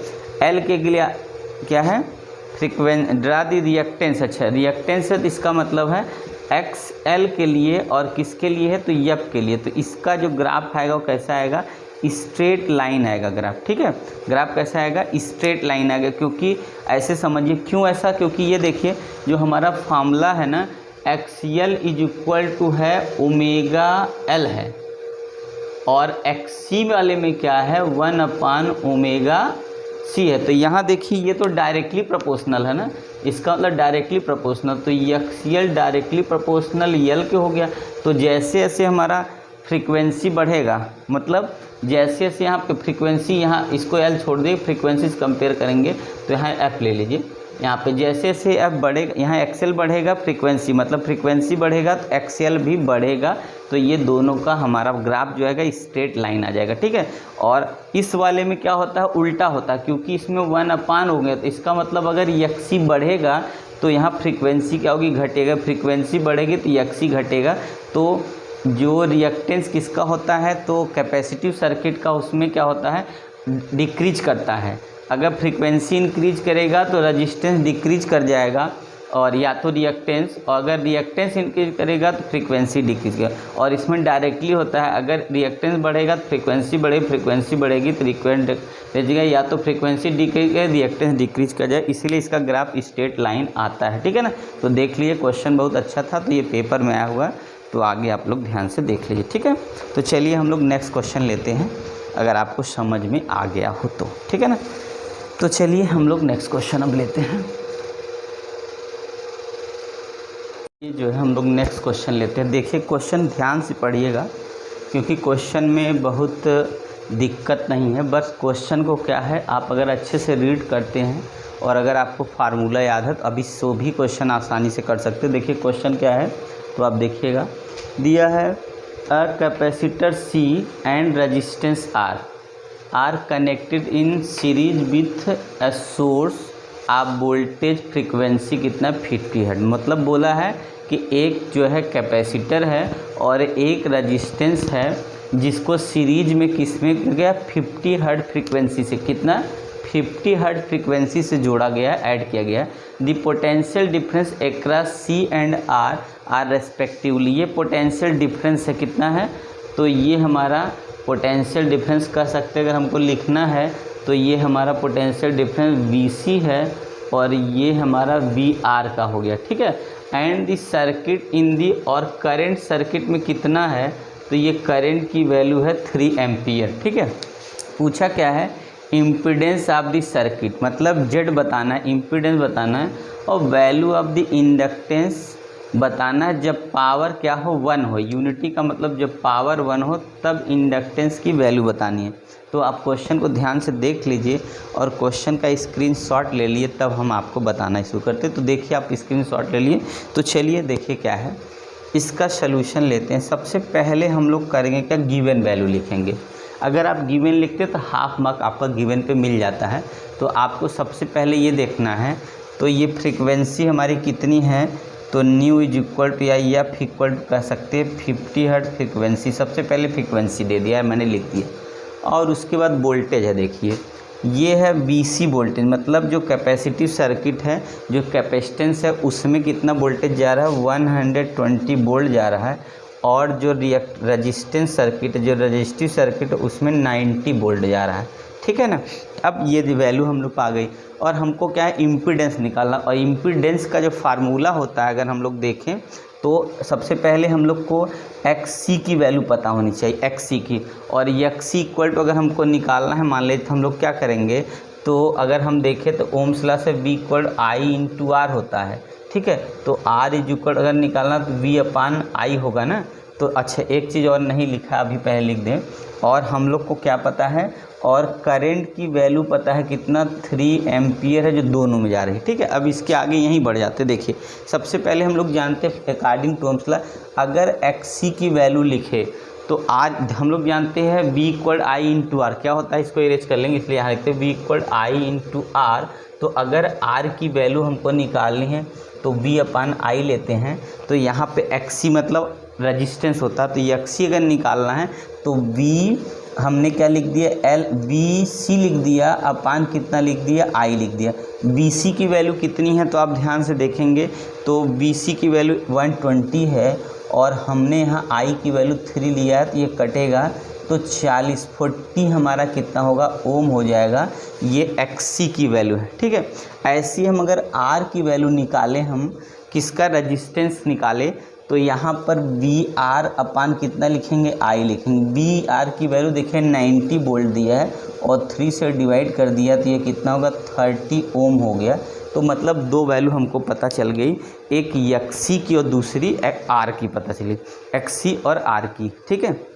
आपको दिख रहा है ना, XC और R की वैल्यू हमको क्या हो गई, यहाँ से पता चल गई है XC क्या है और R की वैल्यू क्या है, ठीक है। तो चलिए हम लोग इधर आगे बढ़ते हैं। तो अब देखिए ओम्स लॉ का जो वैल्यू हम लोग यहाँ इरेज कर देते हैं, क्योंकि हमको ओम्स लॉ बहुत पहले से याद है। अब क्या करना है, आपको इम्पीडेंस निकालना है। तो इम्पीडेंस का जो फार्मूला होता है हम लोग जानते हैं क्या होता है, R² प्लस XC², ये होता है इम्पीडेंस निकालने का फार्मूला।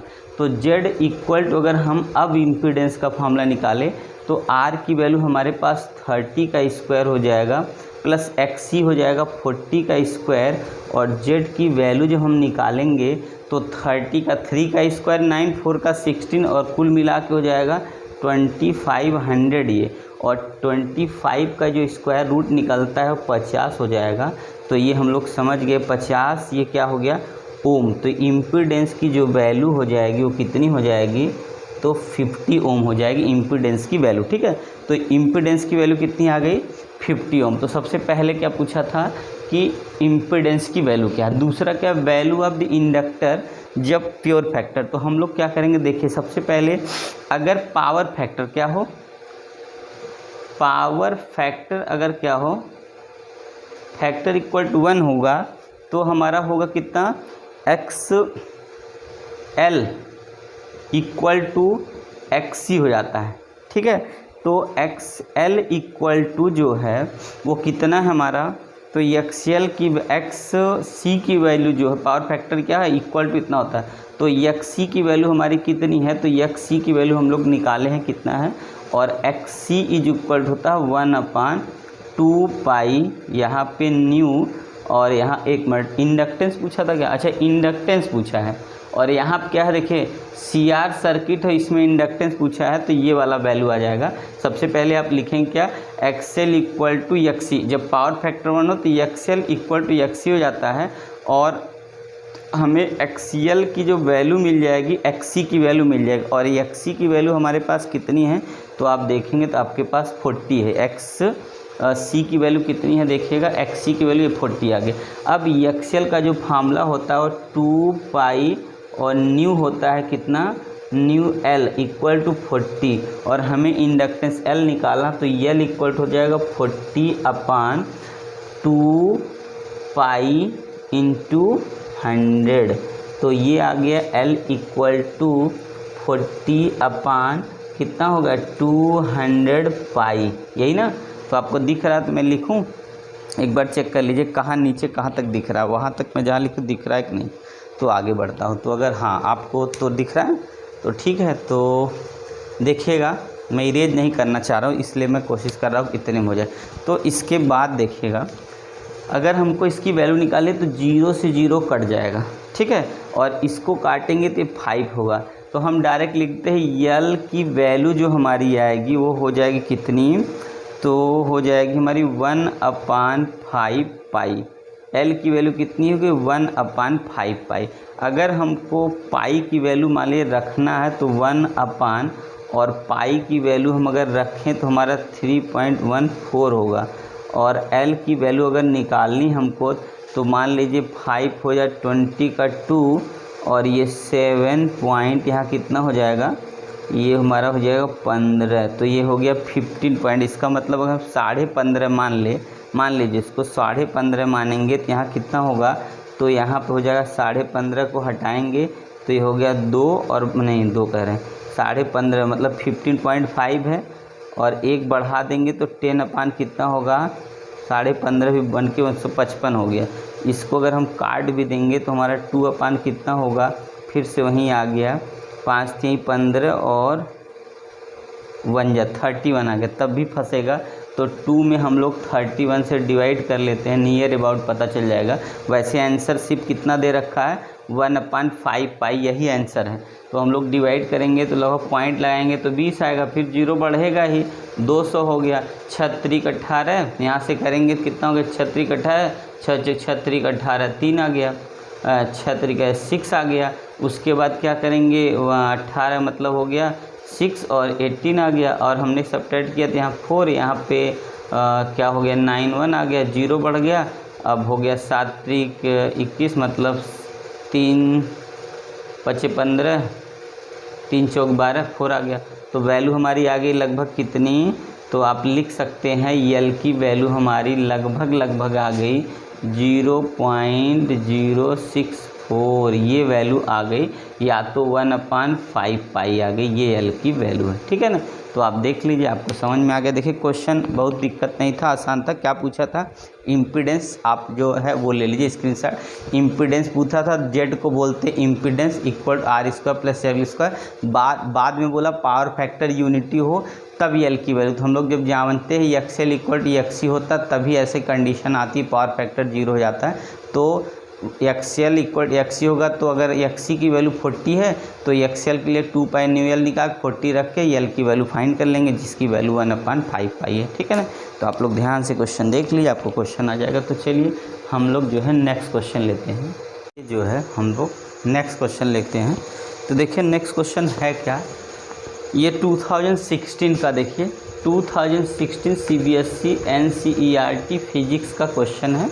कब का है 2016 में आया हुआ है। क्वेश्चन क्या है देखिएगा, 200 milli henry is inductor and 5 microfarad, मतलब ये हमारा एक तरह से कह सकते हैं ये L की वैल्यू है और ये जो है C की वैल्यू है। क्या दिया है, 200 milli henry inductors and 5 microfarad capacitor are connected 1 by 1 across the सोनिट वोल्टेज ऑफ सोर्स, मतलब इस वोल्टेज से क्या है ये दोनों बारी बारी से जुड़े हैं, ठीक है। तो दोनों केस में क्या करना है, करंट का ईच केस में वैल्यू, करंट की वैल्यू बतानी इस बार, ठीक है। ईच केस में करंट की क्या वैल्यू होगी जब हमारा क्या हो, एल की वैल्यू ये हो और सी की वैल्यू हो, तो वोल्टेज हमारा कितना हो, तो इतना वोल्ट हो। तो बारी बारी से करंट हमको निकालना है इस बार कि इंडक्टिव सर्किट में कितना करंट होगा और रजिस्टिव सर्किट में, मतलब कुल मिला जुला के हम लोग को करना क्या है, तो हम लोग को इंडक्टेंस का मतलब रिएक्टेंस निकालना है। बारी बारी क्या निकालना है, रिएक्टेंस हम निकालेंगे तभी हम क्या कर सकते हैं, तब वैल्यू निकाल सकते हैं। ठीक है, तो देखिए सबसे पहले हम लोग सोल्यूशन में वैल्यू नोट कर लेते हैं। देखिए सबसे पहले ये हो गया, तो गिवन हम लोग लिख लेते हैं, क्या हमारे पास गिवन है, गिवन में है L = 200 मिली को हम चेंज करेंगे हेनरी में, -3 आ जाएगा। और अगर इसको और सॉल्व कर दे तो यहाँ पे 0 कम होके 2 इंटू, या तो सीधा सीधा कहेंगे ये कितना होगा, 0.2 हेनरी हो जाएगा। ठीक है, क्या हो जाएगा, 0.2 हेनरी। क्यों, क्योंकि यहाँ पे 1000 डिवाइड कर 2 पॉइंट। अब उसके बाद क्या है, C की जो वैल्यू है हमारी कितनी है, हमारा क्या दिया है, इंडक्टेंस एंड इतना इस कैपेसिटेंस। C की वैल्यू हमारी होगी कितना, 5 × 10⁻⁻6 लेंगे तो फैरड में आ गया। ठीक है ना, दो चीज़ लिख लिया हमने। और वोल्टेज से देखिए अगर हम इससे कंपेयर करें तो V0 की जो वैल्यू होगी हमारी 70.7 आएगा, और ओमेगा की वैल्यू कितनी हो जाएगी, 1000 आ गई। इतनी तो हमारी गिवन वाली वैल्यू है। ठीक है, अब हमको करना है बारी बारी से एक एक करके सॉल्व करेंगे। तो देखिएगा सबसे पहले अगर हम ले लें किसका, तो इंडक्टिव सर्किट, तो यक्स अगर हम C ले लेते हैं या XL जब ले लेंगे तो हमारा क्या फॉर्मूला होता है, ओमेगा L होता है। ठीक है ना, तो XL हमें निकालना ही है, तो ओमेगा की वैल्यू 2 पाई कितना हो जाएगा, तो न्यू L हो जाएगा। 2 पाई की वैल्यू मान लीजिए 3.14 रखेंगे और न्यू की वैल्यू 1000 रखेंगे, और RL की वैल्यू हमारे पास 0.2 है। तो XL की जो वैल्यू होगी सॉल्व करेंगे, देखिए कितना आ जाता है। तो हम लोग यहाँ से 2 2 या 4 का हम लोग मल्टीप्लाई कर दे 3.14 में, 4 से मल्टीप्लाई कर ले तो 4 4 जा 16, और यहाँ 4 1 5 हो गया, और 4 4 जा 16, 4 1 5, और यहाँ मल्टीप्लाई करेंगे कितना होगा, 3 4 जा 12 होगा, और 2 अंक पर डेसिमल लगा देंगे तो हमारा कितना आ जाएगा, तो ये वैल्यू हो गया 12.56 × 1000। और अच्छा 12.5 में हमने देखिए यहाँ 2 2 या 4 किया है, बल्कि 12.5 ना होकर 1.256 हो जाएगा। 1.256 में हमने 1000 से मल्टीप्लाई जब किया तो XL की जो वैल्यू आएगी, और अब क्या होगा इसमें जब 0 बढ़ेगा तो 1256 ये ओम आ गया। कितना हो गया, 1256 ओम की वैल्यू आ गई। या तो हम लिखेंगे 1.256 10 की पावर कितना लिख देंगे, तो +3 लिखेंगे, तो ये हमारा रजिस्टेंस आ गया। तो देखिएगा जो है गिवन वैल्यू हमने यहाँ पे देखिए, गिवन वैल्यू सबसे पहले क्वेश्चन आपने पढ़ा क्या है कि 200 milli henry inductors and 5 microfarad capacitor are connected across a सॉइसाई वोल्टेज। मतलब एक इंडक्टर को जिसका 200 मिली हेनरी है और एक कैपेसिटर जिसे 5 माइक्रोफैरड है, उसको हम लोग वोल्टेज से जोड़ेंगे।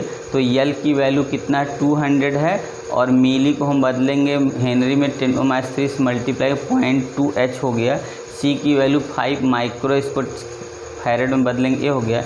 वोल्टेज इतना दिया है, और हमारा ओमेगा की जो वैल्यू है 1000 दिया है ओमेगा की वैल्यू। ठीक है, अब हम लोग क्या करते हैं, अगर हमें सबसे पहले वैल्यू निकालनी, मान ले हमको क्या निकालनी है, XL की वैल्यू निकालनी, तो हम लोग जानते हैं ओमेगा L फार्मूला होता है। तो XL = ओमेगा की वैल्यू 1000 हो गया, और L की वैल्यू कितनी हमारे पास हो गई, 0.2 हो गई।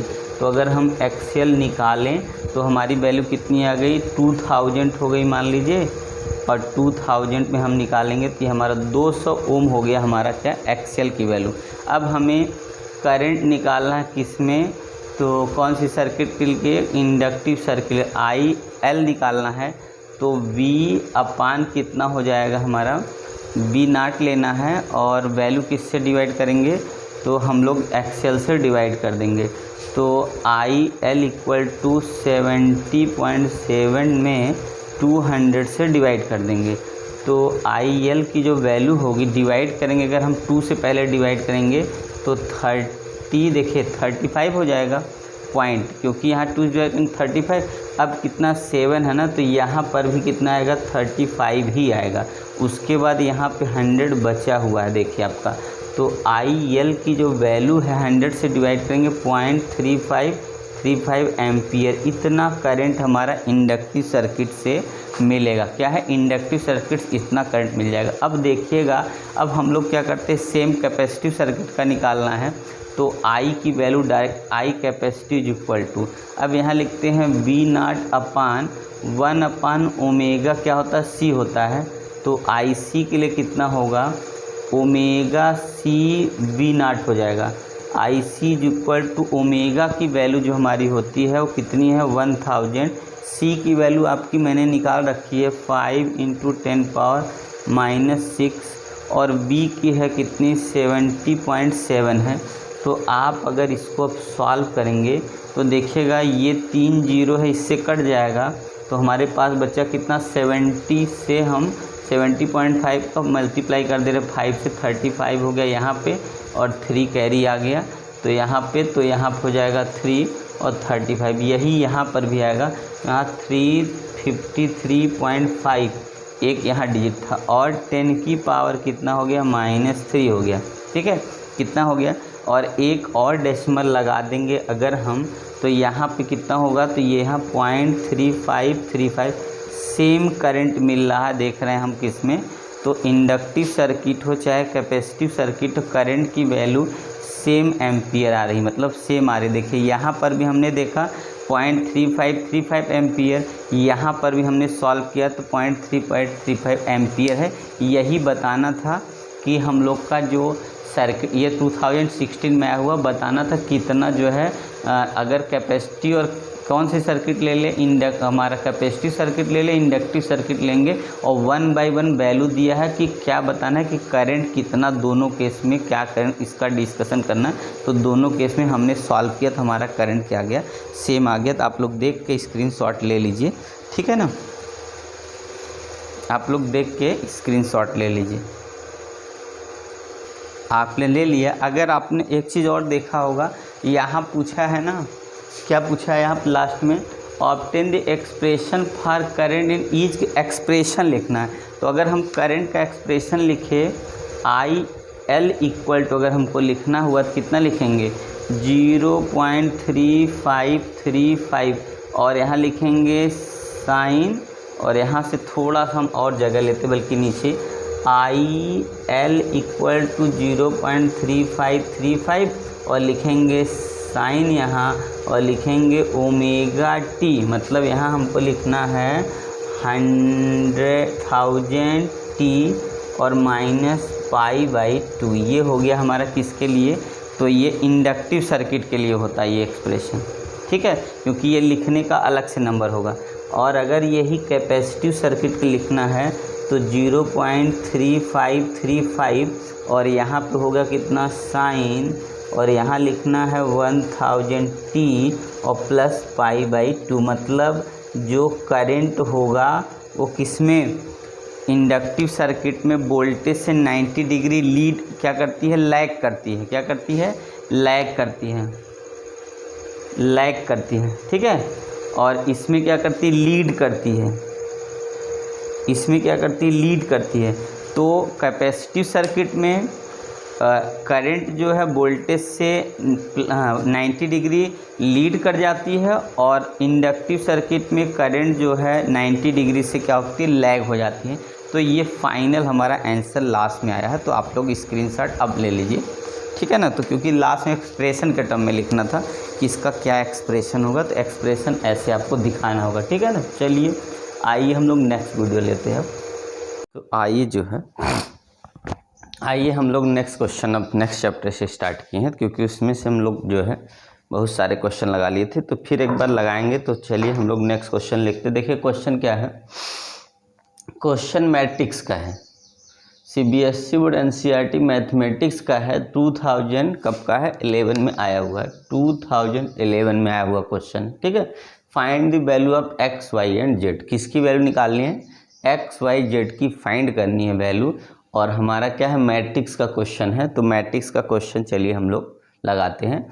तो find the value of X Y Z if, ये क्वेश्चन दिया है X plus Y plus Z equal to 9, X plus Z equal to 5 और Y plus Z equal to 7, ये वैल्यू हम लोग को फाइंड करनी है। तो हम लोग चलिए सोल्यूशन ले लेते हैं। देखिए सोल्यूशन क्या होगा, यहाँ पे हम लोग जाते हैं, यहाँ पे क्या है ये हमारा कितना हो गया, तो 3x1 का मैट्रिक्स है और ये भी क्या है 3x1 का मैट्रिक्स। इसलिए हम लोग क्या करेंगे, x plus Y plus Z, जब दोनों 3x मैट्रिक्स का होगा तो दोनों का जो है ये कंपेयर हो जाएगा। तो इसका मतलब ये x plus Y equal plus Z equal to 9 हो गया। और यहाँ से क्या होगा, x plus Z equal to कितना हो जाएगा हमारा 5 हो जाएगा। और तीसरा हो गया हमारा कितना, y plus Z equal to कितना हो जाएगा, तो 7 होगा। ये 1 2 और ये हमने ले लिया 3 इक्वेशन, तीनों इक्वेशन बन गए। अब इसको सॉल्व करना, सॉल्व कैसे करना है, तो हम लोग को एक्स वाई की वैल्यू फाइंड करनी है। तो हम लोग करेंगे क्या, पहले x plus Y and plus Z लेंगे इक्वल टू 9 और उसके बाद x प्लस जेड ले लेंगे और इक्वल टू कितना है 5 है, इसको सब्ट्रैक्ट कर देंगे हम लोग। तो ये जेड वाला कट गया, x वाला कट गया, तो y इक्वल टू कितना आ गया, सीधे सीधे 4 आ गया। देखिए y की वैल्यू कितनी आ गई, 4 आ गई। तो एक वैल्यू यहाँ से मिल गई। उसके बाद क्या करना हम लोग को, तो अब क्या कर देना है, तो यहाँ से हम लोग क्या करते हैं, फिर से ये एक वैल्यू आ गई। अब रखना है x plus Y plus Z equal to 9 और यहाँ से लिखना है y plus Z equal to 7 और यहाँ से हम लोग क्या करना है, यहाँ से सब्ट्रैक्ट कर देना है। तो ये y कट जाएगा, z कट जाएगा और x की वैल्यू मिल गई हमारी कितनी, माइनस करेंगे तो यहाँ 2 मिल गई, तो x की वैल्यू t मिल जाएगी। ठीक है, तो यहाँ कितना मिल गया, x इक्वल टू 2। अब क्या बचा हमारे पास, एक बच गया वैल्यू कितने का। अब ले जाके हम लोग क्या करते हैं, एक्स वाई की वैल्यू इसी फर्स्ट इक्वेशन में रख देंगे। तो x plus Y plus Z equal to 9 और x की वैल्यू हमें नहीं पता होगी, पता होगी 2 हो गई, y की वैल्यू 4 है प्लस जेड इक्वल टू 9 और यहाँ होगा 6 प्लस जेड इक्वल टू 9। जब z इक्वल यहाँ हम रखेंगे 9 माइनस कितना हो गया 6, तो z की वैल्यू आ जाएगी 3। तो हमें z की वैल्यू भी पता चल गई। इस तरीके से हम लोग क्या करेंगे, सॉल्व कर लेंगे। पर एक बार देख लीजिए, आप नीचे दिख रहा है, हाँ दिख तो रहा क्लियर, ठीक है ना। तो इस तरीके से आप क्वेश्चन को क्या कर सकते हैं, सॉल्व कर सकते हैं। पहले सबसे पहला रूल क्या है कि ये इसके इक्वल, ये इसके इक्वल, ये इसके, क्योंकि 3x1 का मैट्रिक्स है, इसलिए हमने इसको कंपेयर कर दिया। एक एक लेके हम लोग एलिमिनेट करके क्या कर लेंगे, सॉल्व कर लेंगे आराम से, क्वेश्चन आंसर आ जाएगा। ठीक है, देख लीजिए, स्क्रीनशॉट ले लीजिए आप लोग। तो चलिए हम लोग नेक्स्ट क्वेश्चन अब लेते हैं। नेक्स्ट क्वेश्चन लेते हैं। देखिए क्वेश्चन ये क्या है, 2013 में आया हुआ क्वेश्चन है। क्या है, मैट्रिक्स का है, 2013 में देखिए क्वेश्चन है a minus B 2a plus C 2a minus B और 3c plus D equal to -1 5 0 13, ये क्वेश्चन की वैल्यू है। सेम उसी तरीके से हमको सॉल्व करना, क्या दिया है, find the value of A B C. तो सबसे पहले हम लोग देखेंगे कितना है, 2x2 का मैट्रिक्स है और यहाँ भी 2x2 का मैट्रिक्स। तो हम लोग क्या करेंगे, उसके एलिमेंट को कंपेयर करेंगे। तो यहाँ a माइनस बी, इस फर्स्ट रो फर्स्ट कॉलम का ये है, तो इसकी वैल्यू कितनी है, -1 है। ठीक है, फिर क्या करेंगे, 2a प्लस बी यहाँ है और इसकी यह कितना 5 है, सेकेंड इक्वेशन। उसके बाद यहाँ पे 2a माइनस बी है, तो यहाँ पे कितना है 0 है, थर्ड इक्वेशन। उसके बाद यहाँ पे कितना है 3c प्लस डी है, तो यहाँ पे हमारा कितना है 13 है। ये हमारा हो गया फोर्थ इक्वेशन की वैल्यू हम लोग निकाली। अब क्या किया, सबसे पहले इस एलिमेंट का यहाँ इक्वल होता है, ये इसके इक्वल होता है, ये इसके इक्वल होता है, ये इसके इक्वल होता है। अगर सेम मैट्रिक्स है तो उसका जो एलिमेंट होता है इक्वल। अब इसमें क्या करेंगे, सबसे पहले हम लोग क्या कर लेते हैं कि फर्स्ट और थर्ड लेते हैं। तो फर्स्ट में a minus B equal to -1 है और थर्ड में कितना है 2a, यहाँ पे क्या है देखिए 2a और यहाँ पे -b इक्वल कितना है हमारा 0 है। इसको सॉल्व करेंगे तो यहाँ माइनस कर दिए, यहाँ कितना कर दिए प्लस कर दिए, यहाँ जीरो कर दिए, मतलब जीरो पे माइनस, तो ये वाला कट जाएगा। यहाँ से आ जाएगा कितना हमारा, तो यहाँ देखेंगे माइनस ए आएगा, तो यहाँ से आ गया माइनस ए, और इस तरफ पहले से माइनस 1 है, इसलिए इसको काटेंगे तो ए की वैल्यू जो आएगी वो 1 आ गई। ए की वैल्यू कितनी आ गई, तो 1, पहली वैल्यू हमारी ए की वैल्यू आ गई 1, ठीक है ना। तो देखिए नीचे तक दिख रहा है कि नहीं, कट तो नहीं रहा ना, तब आगे बढ़िए, ठीक है दिख रहा है। आइए आगे देखते हैं हम लोग। अब देखिए, तो अब दूसरी वैल्यू साइन करनी है, ये सबकी वैल्यू हमको ए बी सी डी सबकी वैल्यू निकालनी, बल्कि यहाँ पे क्या है हमारा डी भी है, तो डी भी निकालना है, ठीक है। अब हम लोग क्या लेते हैं, चलिए हम लोग ले लेते हैं किसको, तो ए की वैल्यू तो फाइंड हो गई, ए की वैल्यू इससे भी निकल सकती थी, सेकंड और थर्ड से भी, सेकंड थर्ड से 2a, देखिए यहाँ पे गड़बड़ 2a प्लस सी है, तभी हम कह 2a प्लस सी है, सेकंड नंबर पे है 2a plus C equal to B, फिर से मिला लीजिए a minus B equal to 1 और 2a plus C equal to 5, 2a minus B equal to 0, 3c, हाँ ठीक है। अब यहाँ पे क्या है हम लोग का, एक तरह से कौन से वैल्यू ले लें, तो हम लोग ले लेते हैं सेकेंड और थर्ड ले लेते हैं, ठीक है। तो सेकेंड है 2a plus C equal to 5 और थर्ड है 2a minus B equal to 0।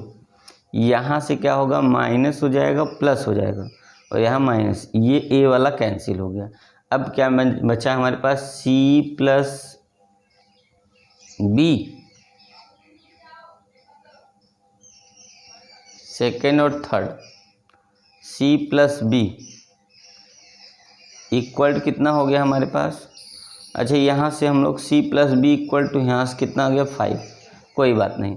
अब क्या करिए, यहाँ से b की वैल्यू हम निकाल लेते हैं, क्योंकि a की वैल्यू हमारे पास पहले से आ चुकी है, तो हम लोग इसको रखे हैं, और हमारे पास कितना हो गया a minus B equal to -1, और a की वैल्यू 1 आ गई, तो माइनस बी इक्वल टू -1 हो गया, और यहाँ से उधर जा गया तो माइनस बी इक्वल टू इधर -2 हो गया, तो b इक्वल टू कितना हो गया 2 हो गया, b की वैल्यू 2 हो गया। अब यही b ला के यहाँ रख देंगे अगर हम, तो c प्लस 2 इक्वल टू 5, तो c इक्वल कितना हो जाएगा 5 माइनस 2, तो c की वैल्यू आ गई 3, तो a की वैल्यू आ गई 1, b की वैल्यू आ गई 2 और c की वैल्यू आ गई हमारी कितनी 3, ठीक है ना।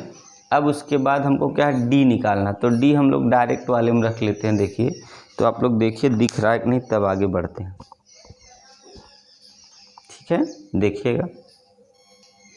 तो हम लोग देखिए, तो यहाँ क्या होगा b, ये तीनों वैल्यू आ गई, आप लोग ध्यान से देखिए, पहले ये इक्वेशन है, तो हम लोग सबसे पहले क्या करेंगे, फर्स्ट और थर्ड लिख सॉल्व किए, तो a की वैल्यू आ गई, फिर उसके बाद हमने क्या कर लिया, तो a की वैल्यू आई, चाहे हम इसी फर्स्ट इक्वेशन में रख के b निकाल लेंगे, मान लो यहाँ रख दिया a minus B equal to -1, a की value 1 minus B equal to -1, इसको यहाँ से क्या करेंगे 1 को इधर ले जाएंगे, -1 -2 हो जाएगा, b इक्वल 2 आ गया। जब ये 2 आ गया तो अब यहाँ हमने कौन इक्वेशन लिया है, तो इक्वेशन ये थर्ड है, और ये इक्वेशन कौन सा 4 है, थर्ड और फोर्थ लेके सॉल्व करेंगे तो हमारा c प्लस बी आ गया 5, और b की वैल्यू यहाँ से रख देंगे, c की वैल्यू 3। अब क्या करना, हम लोग सीधे सीधे d वाला इक्वेशन ले लेंगे, 3c plus D equal to 13, ये इक्वेशन हो गया, और इसमें 3 की वैल्यू हमारे पास कितनी आ चुकी है, c की 3 आ गई प्लस d इक्वल टू 13, तो यहाँ 9 प्लस d इक्वल कितना हो जाएगा 13, तो d इक्वल कितना 13 माइनस 9, d की वैल्यू कितनी हो गई 4 आ गई, तो d की वैल्यू कितनी आ गई 4 आ गई हमारी, ठीक है ना। तो देखिए इस तरीके से आप मैट्रिक्स का क्वेश्चन सॉल्व करेंगे, तो ये 2 मार्क्स का क्वेश्चन होगा, क्योंकि 1 मार्क्स में इतने जो है छोटे नहीं आते, ठीक है। तो यहाँ क्या होगा, ये हमारा 2 मार्क्स का होगा। तो इस टाइप से आप देखिए क्वेश्चन सब आए सॉल्व कर लीजिए, और आप स्क्रीनशॉट ले लीजिए एक बार, ठीक है। तब नेक्स्ट क्वेश्चन लेते हैं, स्क्रीनशॉट ले लिए, नेक्स्ट क्वेश्चन तब आते हैं, स्टार्ट करते हैं हम लोग।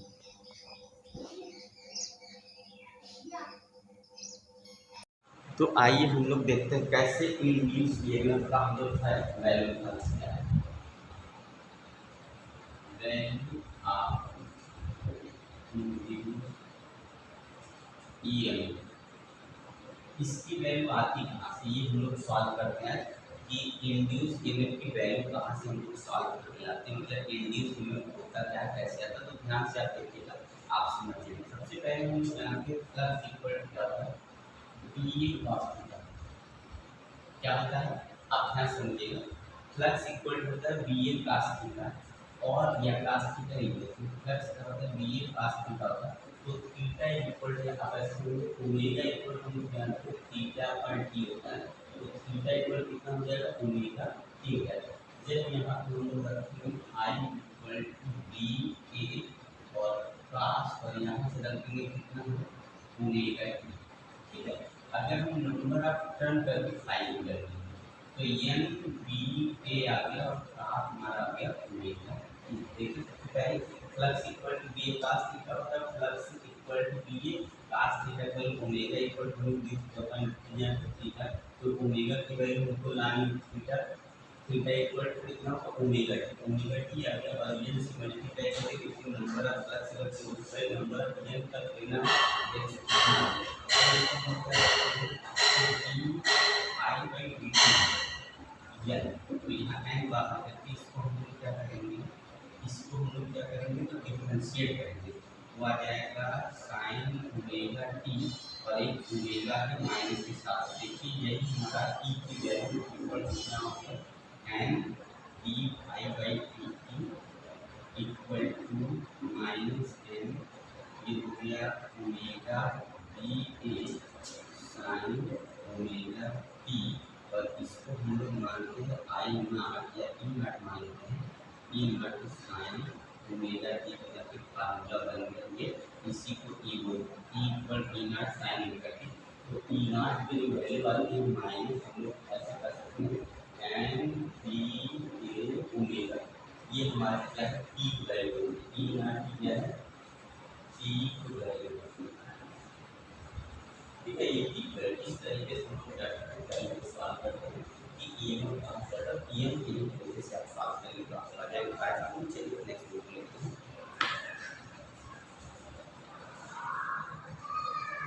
तो आइए जो है हम लोग LCR सर्किट का इक्वेशन निकालते हैं। देखिएगा क्या है LCR सर्किट का जो हम लोग क्या करते हैं इम्पीडेंस निकालते हैं। क्या है LCR सर्किट का इम्पीडेंस निकालने का क्या फार्मूला, हम लोग जल्दी से थोड़ा सा कम टाइम शॉर्टकट में देखें। LCR सर्किट का क्या निकालना हम लोग को, तो इम्पीडेंस निकालने का फार्मूला है। तो हम लोग देखते हैं LCR सर्किट इम्पीडेंस कैसे निकालना। देखिए सबसे पहले हम लोग करना क्या है, हम लोग जानते हैं कि LCR सीरीज में जुड़ा हुआ है। तो E इक्वल टू जानते हैं ई नॉट साइन ओमेगा टी। ठीक है, और हम लोग जानते हैं BC की जो वैल्यू होती है कितनी होती है, तो BL की वैल्यू चाहिए कितना होता है आई XC होता है। अगर हम लोग देखें इसको आई XC को ओमेगा यहाँ पे होगा ओमेगा एल लिख सकते हैं। तो उसके बाद यहाँ पे BC की जो वैल्यू होती है आई XC होता है, उसको आई और हमारा ओमेगा C होता है, ये इसकी वैल्यू। ठीक है, और बचेगी R की वैल्यू आई आर। ठीक है, तो हम लोग जानते हैं LCR सर्किट में जो होता है वो E इक्वल टू होता है E square equal to R, मतलब हो जाएगा ई आर स्क्वायर और प्लस कितना होता है B L minus B C का होल स्क्वायर। तो अगर हम इसकी वैल्यू करके पूरा तो हमारा हो जाएगा E naught square sine square omega T equal to, यहाँ पे इसकी वैल्यू रखेंगे आई स्क्वायर आर प्लस यहाँ पर रखेंगे तो आई काम करेंगे तो यहाँ आई स्क्वायर का मान कितना होगा x L minus X C का स्क्वायर। ठीक है, अब उसके बाद हम इसको हम क्या करेंगे, तो इसको डिवाइड में लेके आया जाता है। तो ई स्क्वायर का मान हो जाएगा आर स्क्वायर प्लस यहाँ R square, R square plus हो जाएगा X L minus X C का होल स्क्वायर हो जाएगा, और यहाँ पे कितना होगा sine square omega T equal to यहाँ आर स्क्वायर आई स्क्वायर होगा। ठीक है, तो अब यहाँ से देखिए इसके बाद हम लोग क्या करेंगे, क्योंकि हमको करंट निकालना है। तो करंट कैसे, तो देखिएगा यहाँ पे हमारा करंट है, करंट ऐसे निकालेंगे तो हम लोग करंट निकालेंगे तो वो क्या करेंगे यहाँ पे ई, जब यहाँ हमारा आई है क्या है आई की वैल्यू जब आएगी ये सब अंडर रूट में आ जाएगा, अंडर रूट की वजह से यहाँ पे ये हो गया, अंडर रूट का स्क्वायर का अंडर रूट ही हो गया और R square plus X L minus X का ये होल स्क्वायर हो जाएगा और यहाँ हो जाएगा साइन ओमेगा टी। तो हम लोग जानते हैं जो यही फील्ड इक्वल टू ये होगा क्या R square plus X L minus X का ये होल स्क्वायर होता है और ये अंडर होते हैं, इसी के हम लोग बोलते हैं impedance of L C R. ठीक है, तो ये क्या इम्पीडेंस होता है। अब हम लोग वैल्यू की वैल्यू लगती है टू में आता है तो आर स्क्वायर प्लस कितना होगा एक्स की जगह पर रखेंगे ओमेगा या minus one upon omega C का होल स्क्वायर। तो इस क्रम में हम लोग वैल्यू सॉल्व कर सकते हैं। अगर इसमें मान लीजिए एंगल निकालना लास्ट इसका एंगल निकालना हम लोग फेज एंगल निकालना, अगर फेज एंगल निकालना हम लोग लिखेंगे कितना तो हम लोग लिखेंगे X L minus X C upon आगे फेज एंगल हम इसको सॉल्व करने के बाद omega L minus one upon omega C upon ये हो जाएगा ये फेज एंगल निकालने का काम है। तो देखिए हमारा इम्पीडेंस, इसलिए हम अब हमारे question I equal to I naught और ये साइन ओमेगा टी आई। ठीक है, तो हम लोग आई इक्वल टू ये देखेंगे यहाँ से आई नॉट की वैल्यू कितनी है तो आई नॉट की जो वैल्यू होगी हमारी कितनी हो जाएगी तो ई नॉट अपॉन जेड होगा या किसी को ई नॉट अपॉन जेड की वैल्यू हमने रखी है कितना R square plus X L minus X C का होल स्क्वायर।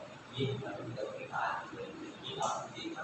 तो आपको समझ में एलसीआर सर्किट में इम्पीडेंस कैसे निकाला जाता है। तो सबसे पहले हम लोग जानते हैं जो एलसीआर में करंट क्या होता है तो सीरीज सर्किट में करंट से होता है पर इलेक्ट्रिक पोटेंशियल क्या होता है डिफरेंट होता है। तो इलेक्ट्रिक पोटेंशियल सबका अलग अलग होता है पर क्या होता है कि जो एल और सी होता है मतलब जो इंडक्टेंस और जो कंडक्ट जो इंडक्टेंस होता है कैपेसिटी सर्किट में उन दोनों के बीच के करंट का वोल्टेज का जो ये जो दोनों के बीच में डिफरेंस होता है वो 180 का होता है। ठीक है, जिसकी वजह से वो लगभग ऑलमोस्ट करके सेम होते हैं। कल हम लोग माइनस करके तब ऐड करेंगे तो हमारा एक दूसरे का हो जाएगा B L minus B C करके और यहाँ पे हम इस तरीके से देखेंगे total EMF is equal to B R D जो रेजिस्टेंस मिल जाएगा और प्लस जो किस मिल जाएगा हमारा तो एल और सी मिल जाएगा उसका स्क्वायर करके वैल्यू रखेंगे वैल्यू का तो देखिए। चलिए नेक्स्ट क्वेश्चन लेके आ गया।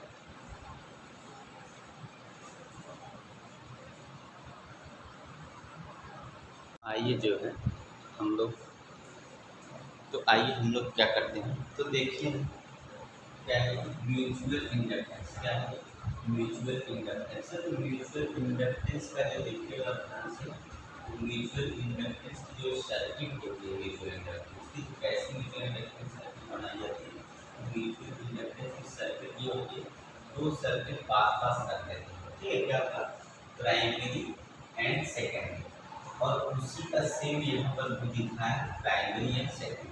ठीक है, ये प्राइमरी और न्यूट्रल क्या है सेकेंडरी। तो ये प्राइमरी कॉइल है और ये सेकेंडरी कॉइल है। ठीक है, जब प्राइमरी कॉइल में हम यहाँ क्या करेंगे करंट देंगे और करंट कैसा हो वेरिएबल हो इसलिए वोल्टेज को वेरिएबल रखेंगे। ठीक है, जब वोल्टेज को वेरिएबल रखेंगे तो अपने आप ही क्या हो जाएगा करंट वेरी करने लगेगा। तो जब क्या करेंगे वोल्टेज को चेंज करेंगे करंट और पोटेंशियल दोनों चेंज जाएगा। इसमें करके वेरिएबल रेजिस्टेंस लगा दें यहाँ बैठ के ही लगा और जैसे हम क्या करेंगे करंट की चेंजिंग करेंगे और इसमें कॉइल के अंदर प्राइमरी कॉइल में क्या करेंगे करंट देंगे तो ये क्या करेगा इलेक्ट्रोमैग्नेट जैसा बिहेव करेगा। मतलब इसके अंदर मैग्नेटिक फील्ड लाइन या मैग्नेटिक प्रॉपर्टी प्रोड्यूस होगी और ये मैग्नेटिक फील्ड लाइन क्या करेगा जो इसके पास में रखा हुआ कॉइल है जिसको सेकेंडरी बोलेंगे इसमें से मैग्नेटिक फील्ड लाइन पास करेगी। तो ये इसमें से जो मैग्नेटिक फील्ड लाइन पास करेगी मैग्नेटिक फील्ड लाइन तो इसकी वजह से क्या होगा तो यहाँ पे क्या होगा इंड्यूस करंट प्रोड्यूस हो जाएगा। ठीक है, क्या करें क्या प्रोड्यूस होगा इंड्यूस करंट तो ये इंड्यूस करंट जो होगा किस पर डिपेंड करता है, सेम। अच्छा, यहाँ ये हुआ कि जब करंट पास करेंगे, इसका मतलब जब हम क्या करेंगे, करंट को एक बार पास करें इसमें से, तो करंट का जो यहाँ देखिए, जो करंट का डायरेक्शन ये है, जो आप करंट प्रोड्यूस होगा उसका डायरेक्शन कैसा होगा, इस सेकेंडरी कॉइल में अपोजिट, मतलब जिस रीजन से प्रोड्यूस होगा उसी रीजन का ये क्या होता है, इंड्यूस जो है ईएमएफ उसका अप्रोच करता है, ठीक है। तो यहाँ पर देखिए, जब हम क्या करते, ऐसे कर सकते हैं, जब हम क्या करते हैं, नाट ऐसे नाट वाला ऐसे करके, नाट वाला हम क्या करेंगे, जब इसके पास है, जब कॉइल को इसके पास ले जाएंगे दूसरे कॉइल के पास, तो ये क्या करेगा, रिपल्सन करेगा। देखिए इसमें गैल्वानोमीटर का रिफ्लेक्शन इधर, और जैसे क्या करेंगे इससे दूर लेके चलेंगे कॉइल इसका मैग्नेट, तो ये क्या करेगा, इसमें देखिए किस तरह से अट्रैक्शन कर रहा है, ठीक है। तो ये अट्रैक्शन करेगा, तो यहाँ रिपल्सन वाला दिखा है, ये अट्रैक्शन। अब ये म्यूचुअल इंडक्टेंस किस पर डिपेंड करता है, तो यहाँ से जो हमने क्या किया, यहाँ पे जो इसमें हमने फ्लक्स, मतलब ऐसे कर सकते हैं कि ये इसमें हमने क्या किया, यहाँ से तो इसमें हमने करंट दे दिया, तो ये करंट वैल्यू आई, ठीक है। तो यहाँ पे जो करंट होगा ऐसे देखिए, तो करंट डायरेक्टली प्रोपोर्शनल होता है, क्या होगा, फ्लक्स।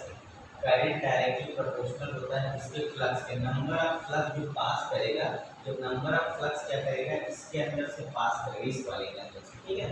तो वो हमारा क्या होगा, करंट डायरेक्ट। तो करंट जितना ज़्यादा हम फ्लो करेंगे उतना ही नंबर ऑफ क्या होगा, फ्लक्स प्रोड्यूस करेगा। और यन क्या है हमारा, तो यन क्या है, नंबर ऑफ टर्न, इसका मतलब है टोटल नंबर ऑफ टर्न की वजह से जितना फ्लक्स प्रोड्यूस करेगा वो आई होगा। तो हम लोग जानते हैं एन आई डायरेक्टली प्रोपोर्शनल होता है आई के, तो एन आई जो होगा वो डायरेक्टली प्रोपोर्शनल की साइन हटाएंगे तो एम आएगा। वेव एम एच क्या होगा, म्यूचुअल इंडक्टेंस।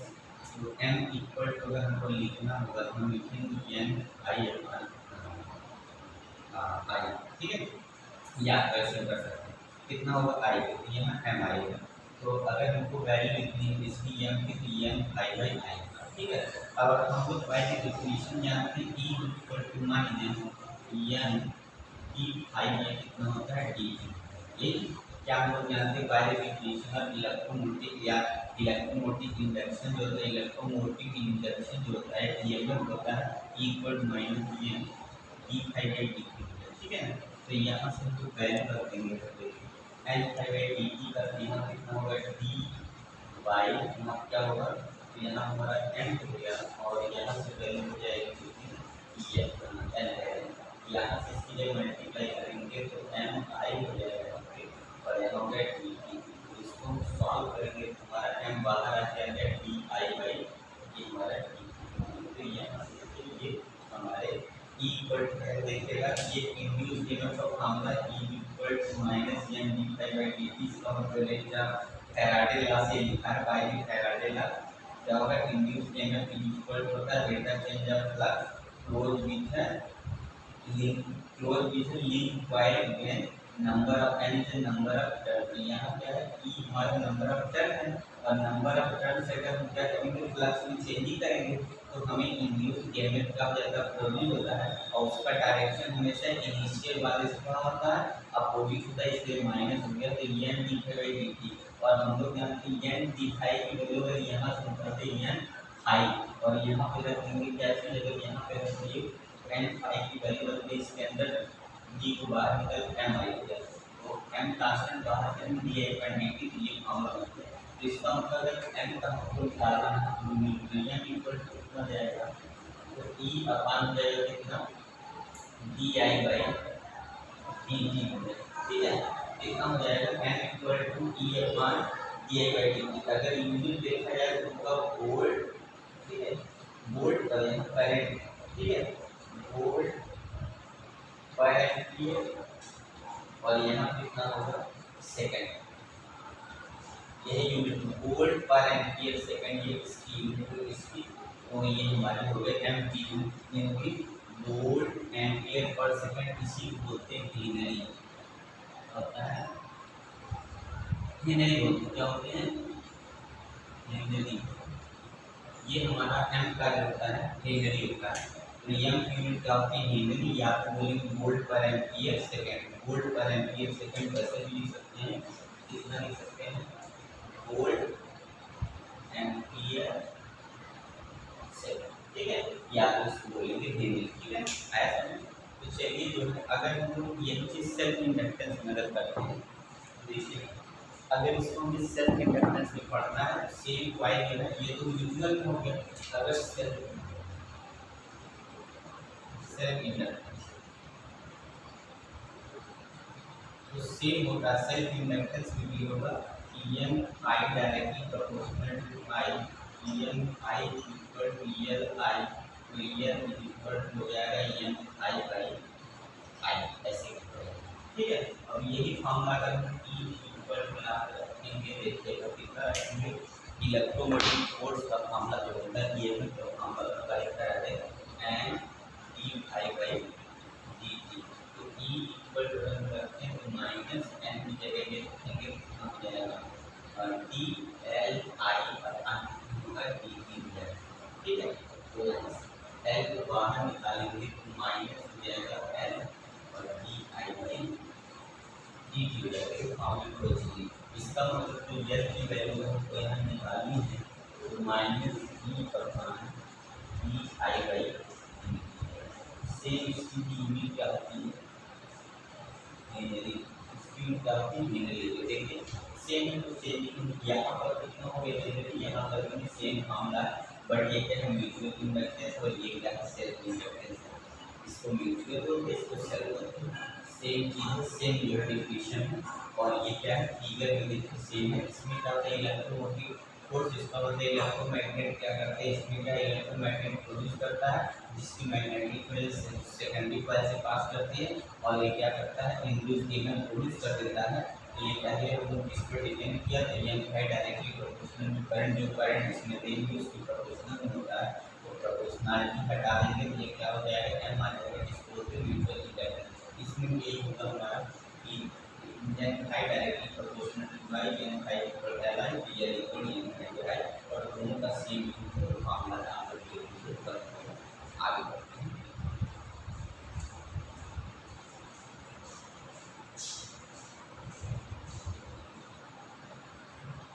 हम लोग नेक्स्ट क्वेश्चन लेते हैं। तो आइए क्वेश्चन नंबर क्या है देखिए।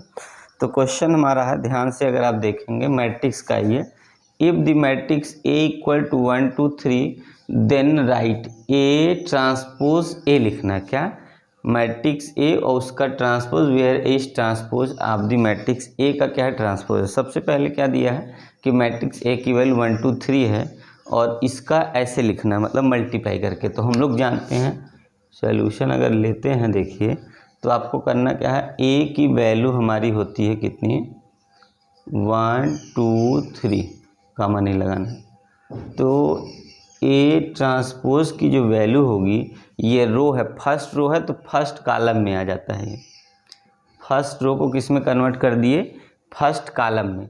अब क्या होगा, ए और ट्रांसपोज ऑफ ए लिखने का मतलब ये हुआ कि इसको हमें लिखना होगा 1 2 3, ये फर्स्ट रो लिखे, उसके बाद फर्स्ट कॉलम 1 2 3 से लिखेंगे, ठीक है। तो हम लोग जानते फर्स्ट रो का, यहाँ से फर्स्ट रो का फर्स्ट कॉलम में मल्टीप्लाई करते हैं, तो फर्स्ट रो का फर्स्ट कॉलम मल्टीप्लाई करेंगे सबसे पहले, तो कितना हो जाएगा, यहाँ पे इसका मल्टीप्लाई किए 1 से तो 1 आ गया, ठीक है। फिर उसके बाद क्या करेंगे, फर्स्ट रो का फर्स्ट कॉलम मल्ट कर दिया, अब फर्स्ट रो का, उसके बाद क्या करते हैं सेकंड कॉलम में करते हैं। यहाँ पे एक मिनट देख लीजिए क्या है, फर्स्ट रो का क्या करेंगे हम लोग, फर्स्ट रो का फर्स्ट कॉलम में, फिर फर्स्ट रो का जो है सेकंड कॉलम में, और नहीं फर्स्ट रो का यहाँ कर, इसका इसे मल्टीप्लाई कर दिया, देखिए 1 × 1 हो गया, फर्स्ट एलिमेंट का मतलब रो का फर्स्ट एलिमेंट, कॉलम का फर्स्ट, रो का सेकंड एलिमेंट और कॉलम का सेकंड एलिमेंट, प्लस रो का जो है थर्ड एलिमेंट और कॉलम का थर्ड एलिमेंट। तो इसको सॉल्व करेंगे तो हमारी जो वैल्यू आ जाएगी कितनी आ जाएगी, तो यहाँ आगे हमारा कितना 1 + 4 + 9 कितना आ गया, 1 + 4 + 9 मिलके कितना 10 14 आ जाएगा, ठीक है ना। तो देख लीजिए यहाँ इस तरीके से हम लोग क्या कर सकते हैं, इसको क्वेश्चन को सॉल्व कर सकते हैं। तो देखिएगा इस तरीके से हम लोग क्या करते हैं, फर्स्ट रो का, ये फर्स्ट रो है, फर्स्ट कॉलम में मल्टीप्लाई करते हैं तो एक एलिमेंट की वैल्यू मिलती है। ऐसे ही सेकंड रो का होगा, फर्स्ट कॉलम में करते दूसरा एलिमेंट मिलता, थर्ड रो था फर्स्ट कॉलम में मल्टीप्लाई करते तो तीसरा एलिमेंट मिलता। तो ये क्या है, फर्स्ट रो है, फर्स्ट कॉलम में, इसीलिए एक एलिमेंट की वैल्यू आएगी इसका मैट्रिक्स उसके ट्रांसपोज का मल्टीप्लाई करने पर। तो सबसे पहले क्या करेंगे, फर्स्ट रो का फर्स्ट एलिमेंट, फर्स्ट कॉलम का फर्स्ट एलिमेंट मल्टीप्लाई करेंगे तो 1 आएगा। फर्स्ट रो का सेकंड एलिमेंट, फर्स्ट कॉलम का सेकंड एलिमेंट का मल्टीप्लाई करेंगे तो 4 आ गया। फर्स्ट रो का थर्ड एलिमेंट, कॉलम के थर्ड एलिमेंट से मल्टीप्लाई करना, सबको ऐड करेंगे तो ये हमारी क्या हो जाएगी, वैल्यू आ जाएगी। तो यही ट्रांसपोज की हमारी वैल्यू हो जाएगी। ठीक है, तो चलिए देख लीजिए, इस तरीके से हम लोग क्वेश्चन को आसानी से सॉल्व कर सकते हैं। और आगे जो है क्वेश्चन लेते हैं, आइए 1 बाई 1 ले रहा, छोटा क्वेश्चन हो चाहे बड़ा क्वेश्चन। ओके,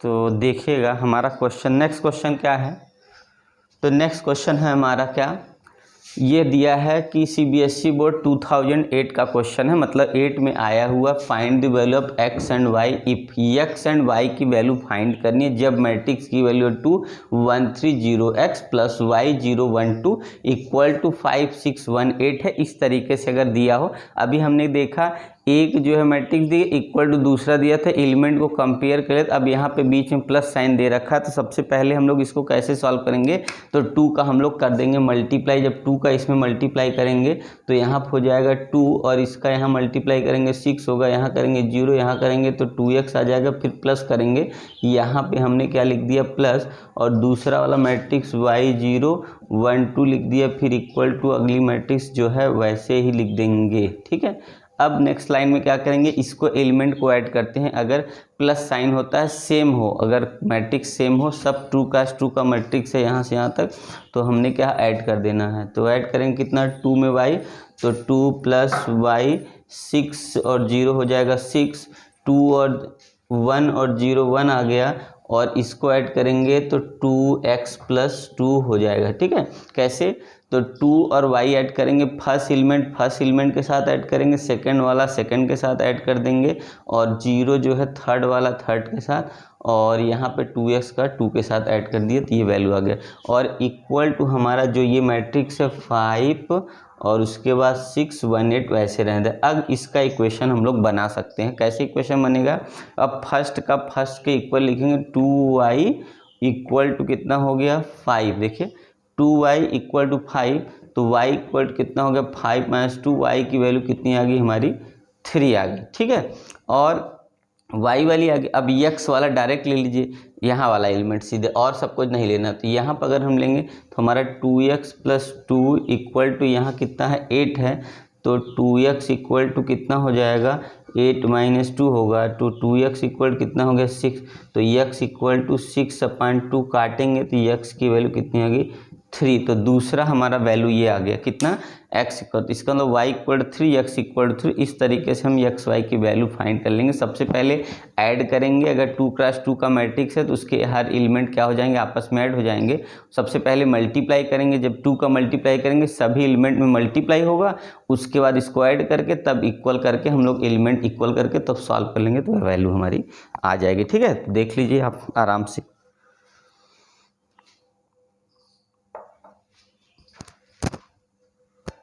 तो स्क्रीनशॉट आप ले लीजिए, तब मैं आगे बढ़ता हूँ। नेक्स्ट क्वेश्चन क्या है, तो हमारा देखिए नेक्स्ट क्वेश्चन है, ये क्वेश्चन है आपका 2010 के सीबीएसई बोर्ड में आया हुआ। देखिए 2010 में आया है, from the following matrix equation find the following, मतलब हम लोग को इस मैट्रिक इक्वेशन से हमको क्या करना है, यक्स की वैल्यू फाइंड करना। देखिए अभी हमने क्या किया था, एलिमेंट की हम कंपेयर किया थे क्वेश्चन में, और एक में हमने क्या किया था, दोनों को ऐड करके तब कंपेयर था। इस बार मल्टीप्लाई करके तब कंपेयर करना है। तो इसमें हमें क्या करना है, मल्टीप्लाई करने का रूल क्या है, देखिए ये मैट्रिक्स 2x2 का है और ये मैट्रिक्स हमारा कितना 1x2 का है। तो इसका सेकंड वाला मैच करता है तभी मल्टीप्लाई होता है। तो देखिए सेकंड 2 और 2 मैच कर रहा है, इसका मतलब मल्टीप्लाई होगा। तो अब अगर हम इसको सॉल्व करते हैं, मल्टीप्लाई करते हैं, देखिए कैसे होगा। तो हम लोग क्या करते हैं, फर्स्ट रो का इसके फर्स्ट रो का फर्स्ट कॉलम में मल्टीप्लाई होता है। फर्स्ट रो का फर्स्ट एलिमेंट और फर्स्ट कॉलम का फर्स्ट एलिमेंट मल्टीप्लाई करेंगे तो 1 इंटू एक्स हो जाएगा, फिर बीच में प्लस साइन आ जाती है। फर्स्ट रो का सेकेंड एलिमेंट लेते हैं और उसके बाद सेकेंड जो है फर्स्ट कॉलम का सेकेंड एलिमेंट से मल्टीप्लाई करते हैं तो हमारा 6 आ जाता है। ठीक है, ये हमारा फर्स्ट हो गया। अब उसके बाद क्या करेंगे, सेकेंड रो का फर्स्ट एलिमेंट से मल्टीप्लाई करेंगे तो 4x आ जाएगा। फिर उसके बाद सेकेंड एलिमेंट का सेकेंड एलिमेंट से मल्टीप्लाई करेंगे तो 10 आ जाएगा। इसको हम सीधे सीधे x लिख देते हैं। तो इस तरीके से करेंगे हमारा, और यहाँ पे 5 अपान कितना होगा, 6 हो जाएगा। ठीक है, तो ये आ गया। अब इससे अगर हम 5 अपान 6 करें, 5 और 6 हो गया, तो इस तरीके से इक्वल में लिख देंगे। अब इसको सॉल्व करना है, तो हमारा हो गया x + 6 = 5, क्योंकि ये फर्स्ट एलिमेंट इक्वल होगा। तो x की वैल्यू 5 - 6, x की वैल्यू कितनी होगी, -1 हो जाएगी। ठीक है, अगर y भी निकाल के चेक करिए, सेम आना चाहिए। तो x इस सेकंड वाले को x + y + 10, 4x + 10 = 6, तो 4x इक्वल कितना, 6 - 10 = -4। x की वैल्यू डिवाइड के देखिए माइनस हम यहाँ से, अगर दोनों से क्या आएगा, सेम आएगा। तो ये क्या है, मल्टीप्लिकेशन वाला था। क्वेश्चन बहुत सिंपल छोटा है, 1 मार्क्स का है। तो आप लोग इसको ध्यान से देखेंगे, एक ही बार में एट वंस टाइम में एक बार में आपको आ जाएगा। तो देखिएगा, और अगर आपको क्या रिक्वायरमेंट हो कोई, तो हमारे चैनल स्टडी 24/BK पे जाके आप क्या कर दीजिएगा, हमारे चैनल को सब्सक्राइब कर दीजिए, लाइक कर दीजिए, शेयर कर दीजिए। जो कमेंट है आप हमसे करके पूछ सकते हैं। ठीक है, तो चलिए ओके, स्क्रीनशॉट लीजिए आप लोग, तब आगे बढ़ते हैं।